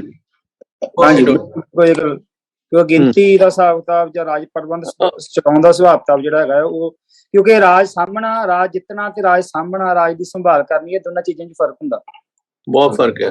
ਹਾਂਜੀ ਇਹ ਗੱਲਾਂ ਜਿਹੜੀਆਂ ਹੈਗੀਆਂ ਬਹੁਤ ਪੁਆਇੰਟ ਰੱਖਦੀਆਂ ਹੈਗੀਆਂ। ਚਲੋ ਠੀਕ ਹੈ ਜੀ। Any this running out of time, we have to wind up now. ਤੇ ਗਿਆਨੀ ਧਰਮ Singh ji last comments for 2 minutes. ਹਾਂਜੀ, ਮੈਂ ਉਹਦੇ ਨਾਲ ਸੰਬੰਧਿਤ ਗੱਲ ਕਰਨੀ ਚਾਹੁੰਦਾ ਵੀ ਜਿਹੜੇ ਜੱਸਾ ਸਿੰਘ ਰਾਮਗੜੀਆ ਇਹ ਉਦੋਂ ਦਿੱਲੀ ਜਦੋਂ ਜਿੱਤੀ ਆ ਉਹ ਨਹੀਂ ਸੀਗੇ ਗਏ ਨਾਲ, ਉਦੋਂ ਗਏ ਹੀ ਜੱਸਾ ਸਿੰਘ ਆਲੂਵਾਲੀਆ ਤੇ ਸਰਦਾਰ ਬਘੇਲ ਸਿੰਘ ਗਏ ਸੀਗੇ। ਇਹਨਾਂ ਸਹਾਰਨਪੁਰ ਵੱਲ ਕੋਈ ਮੁਹਿੰਮ ਤੇ ਗਏ ਸੀ, ਉੱਥੋਂ ਜਿੱਤ ਪ੍ਰਾਪਤ ਕਰ ਲਈ ਤੇ ਸਲਾਹ ਕੀਤੀ ਕਿ ਮੁੜ ਕੇ ਪੰਜਾਬ ਤੋਂ ਜੋ ਦਿੱਲੀ ਆਵਾਂਗੇ ਤੇ ਇੱਥੋਂ ਹੀ ਚਲੇ ਜਾਂਦੇ ਆ, ਤੇ ਇਸ ਤਰ੍ਹਾਂ ਉਹਨਾਂ ਦਿੱਲੀ ਜਿੱਤੀ। ਉਦੋਂ ਸਰਦਾਰ ਜੱਸਾ ਸਿੰਘ ਰਾਮਗੜੀਆ ਨਾਲ ਨਹੀਂ ਸੀਗੇ। ਇਹਨਾਂ ਦੀ ਬਾਅਦ ਚ ਅਣਬਣ ਹੁੰਦੀ ਆ ਜਦੋਂ ਇਹਨਾਂ ਨੇ ਲੜਕੀ ਆਪਣੀ ਮਾਰ ਲਈ ਸੀ ਤੇ ਪੰਥ ਨੇ ਕੁੜੀ ਮਾਰ ਦੇ ਨਾਲ ਵਰਤਣਾ ਮਨਾ ਕਰ ਦਿੱਤਾ ਸੀ। ਬਾਅਦ ਚ ਫਿਰ ਇਹ ਪੰਥ ਦੇ ਨਾਲ ਆ ਕੇ ਰਲੇ ਆ। ਇਹਨਾਂ ਕੇ ਬੇਨਤੀ ਬਸ। ਥੈਂਕ ਯੂ ਜੀ। ਤੇ ਗਿਆਨੀ ਸੁੱਚਾ ਸਿੰਘ ਜੀ 2 ਮਿੰਟਸ। ਸੋ ਇਹ ਤਾਂ ਜੀ ਬਹੁਤ ਸੋਹਣਾ ਹੋ ਗਿਆ ਬਾਬਾ ਬੰਦਾ ਸਿੰਘ ਬਹਾਦਰ ਜੀ ਦਾ ਇਤਿਹਾਸ, ਤੇ ਨੈਕਸਟ ਜਿਹੜਾ ਉਸ ਤੋਂ ਬਾਅਦ ਚੱਲਦਾ ਆ ਮਿਸਲਾਂ ਦਾ ਇਤਿਹਾਸ। ਤੇ ਮੈਂ ਕਿਹਾ ਵੀ ਸ਼ਾਇਦ ਅੱਜ ਉਹਦੀ ਗੱਲ ਹੋਣੀ ਹੈ, ਤੇ I was prepare for that anyways, but ਉਹ ਨੈਕਸਟ ਜਿਹੜਾ ਫਿਰ ਤੁਸੀਂ we will do next continue ਕਰੋ ਰਾਦਰ ਦੈਨ ਜੰਪਿੰਗ ਟੁਵਰਡਸ ਜਿਹੜਾ ਐਂਡ ਤੇ ਜਾ ਕੇ ਅਹਿਮਦ ਸ਼ਾਹ ਅਬਦਾਲੀ, ਉਹ ਤੇ ਕਾਫੀ ਬਾਅਦ ਆਉਂਦਾ, ਤੇ ਮਿਸਲਾਂ ਦਾ ਇਤਿਹਾਸ ਜਿਹੜਾ ਨਾਲ ਜਿੱਦਾਂ ਕੰਟੀਨਿਊਟੀ ਦੇ ਵਿੱਚ ਚੱਲਦੇ ਰਹੀਏ ਤਾਂ ਠੀਕ ਰਹੇਗਾ। ਹਾਂਜੀ, next time we will to talk about misls ਹੈ ਜੀ। ਠੀਕ ਹੈ ਜੀ। ਤੇ ਆਪਣੇ ਭਾਈ ਮਨਦੀਪ ਸਿੰਘ ਜੀ 2 ਮਿੰਟਸ। ਹਾਂਜੀ, ਬਹੁਤ ਵਧੀਆ ਤਰੀਕੇ ਦੇ ਨਾਲ ਸਾਰਿਆਂ ਨੇ ਆਪਾਂ ਭੁੱਖ ਕੀਤੀ ਹੈਗੀ ਹੈ ਇਹ ਤੇ ਇਸ ਇਤਿਹਾਸ ਦੀ, ਕਿਉਂਕਿ ਇਹ ਵਿੱਚੋਂ ਕਈ ਪੱਖ ਨਿਕਲ ਕੇ ਸਾਹਮਣੇ ਆਉਂਦੇ। ਜਿੱਦਾਂ ਬਾਬਾ ਵਿਨੋਦ ਸਿੰਘ ਨੇ ਜਿਹੜੀ ਗੱਲ ਕੀਤੀ ਹੈ, ਸ਼ਾਇਦ ਉਸ ਵੇਲੇ ਇਹ ਚੀਜ਼ ਦੀ ਜਿੱਦਾਂ ਸਟ੍ਰੈਟਜੀ ਦੀ ਜਿੱਦਾਂ ਗੱਲ ਕਰਦੇ ਹੈਗੇ ਆ, ਆਪਾਂ ਜਿਹੜੀ ਯੋਜਨਾ ਬਣਾਉਂਦੇ ਆ ਉਹਦੇ ਵਿੱਚ ਇਹ ਵੀ ਪੋਸੀਬਿਲਿਟੀ ਹੋ ਸਕਦੀ ਹੈ ਵੀ ਜਿਹੜੀ ਚੀਜ਼ ਨੂੰ ਅਸੀਂ ਗੱਦਾਰੀ ਕਹਿੰਦੇ ਆ, ਇੱਕ ਸੂਝ-ਬੂਝ ਦੀ ਨਿਸ਼ਾਨੀ ਹੋ ਗਏ ਕਿ ਜੇ ਅਸੀਂ ਸਾਰੇ ਇੱਥੇ ਖਤਮ ਹੋ ਗਏ ਗੜੀ ਦੇ ਵਿੱਚ ਤੇ ਫਿਰ ਅੱਗੇ ਜਿਹੜਾ ਹੈਗਾ ਕੌਮ ਨੂੰ ਅਗਵਾਈ ਕੌਣ ਦਊਗਾ, ਤੇ ਇਹਦਾ ਇਹ ਹੋ ਸਕਦਾ ਵੀ ਉਹਨਾਂ ਨੇ ਆਪਣੇ 2 ਪਾਰਟ ਕਰ ਲਏ ਹੋਣ। ਮੇਰਾ ਇੱਕ ਆਪਣਾ ਇਹ ਚੀਜ਼ ਦੇ ਤੇ ਇੱਕ ਇਹਦੀ ਪੋਸੀਬਿਲਿਟੀ, ਜੇ ਅਸੀਂ ਇਹ ਚੀਜ਼ ਕਹਿ ਸਕਦੇ ਹਾਂ ਵੀ ਹੁਣ ਦਾ ਕਿਸੇ ਨੇ ਮੁਕਾਬਲਾ ਨਹੀਂ ਕੀਤਾ, ਤੇ ਇੱਕ ਪੋਸੀਬਿਲਿਟੀ ਵੀ ਹੋ ਸਕਦੀ ਹੈ ਵੀ ਉੱਥੋਂ ਜਿਹੜੇ ਸਿੰਘ ਜਿਹੜੇ ਹੈਗੇ ਆ, ਜੇ 200 ਸਿੰਘ ਬਾਹਰ ਲੈ ਕੇ ਉਹ ਗਏ ਹੈਗੇ ਆ, ਤੇ ਉਹਦੇ ਨਾਲ ਜਿਹੜੇ ਕਿ ਅੱਗੇ ਸਿੰਘਾਂ ਨੂੰ ਤਿਆਰ ਕਰਨੇ, ਅੱਗੇ ਜਥੇਬੰਦ ਕਰਨੇ, ਕਿਉਂਕਿ ਉੱਥੋਂ ਦੀ ਤਾਂ ਸਿਚੁਏਸ਼ਨ ਦਾ ਕਿਉਂਕਿ ਤਕਰੀਬਨ ਸਾਹਮਣੇ ਦਿਸ ਰਹੀ ਸੀ ਸਾਰਿਆਂ ਨੂੰ ਵੀ ਉੱਥੇ ਹੁਣ ਕੀ ਹੋਣਾ ਅੱਗੇ। ਤੇ ਇਹ ਵੀ ਇੱਕ ਚੀਜ਼ ਇਹਦੇ ਵਿੱਚ ਐਡ ਅਪ ਹੋ ਸਕਦੀ ਹੈ ਵੀ ਇਤਿਹਾਸ ਦੇ ਵਿੱਚ ਇਹ ਵੀ ਚੀਜ਼ ਦੀ ਪੋਸੀਬਿਲਿਟੀ ਹੋ ਸਕਦੀ ਹੈ ਵੀ ਉਹ ਗੱਦਾਰੀ ਨਾ ਹੋ ਕਰਕੇ ਅਗਲੇਰੀ ਯੋਜਨਾ ਹੋਵੇ ਉਹ ਚੀਜ਼ ਦੇ ਵਿੱਚ। ਸਾਹਿਬ ਜੀ ਇਹਨੂੰ ਗੱਦਾਰੀ ਨਹੀਂ ਕਹਿੰਦੇ ਸੀ।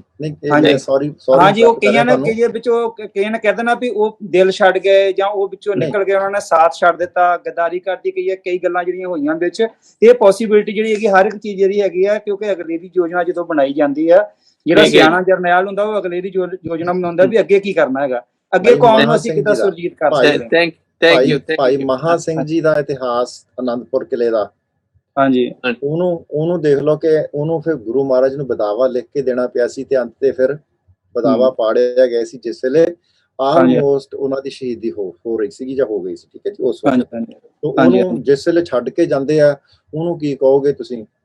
ਜੋ ਮਰਜ਼ੀ ਨਾ ਦੇ ਦਿਓ, ਚਾਹੇ ਉਹਨਾਂ ਨੂੰ ਕਹਿ ਦਿਓ ਕਿ ਬਾਹਰ ਸਿੰਘ ਤਿਆਰ ਕਰਨ ਗਏ ਸੀ, ਚਾਹੇ ਗਦਾਰੀ ਕਰਕੇ ਗਏ ਸੀਗੇ, ਉਸ ਵੇਲੇ ਸਾਥ ਛੱਡ ਕੇ ਗਏ ਸੀਗੇ।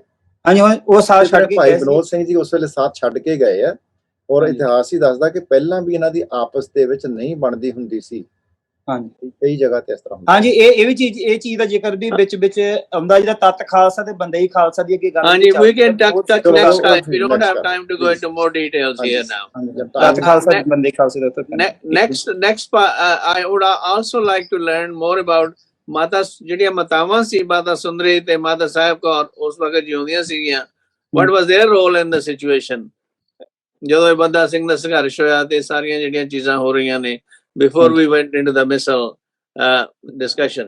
So please focus on that for next time. ਵੀ ਮਾਤਾ ਸੁੰਦਰੀ ਤੇ ਮਾਤਾਵਾਂ ਦਾ ਕੀ ਰੋਲ ਸੀਗਾ ਇਸ situation ਦੇ ਵਿੱਚ, how they handled and what they did or whatever, and then we move on to the missile situation.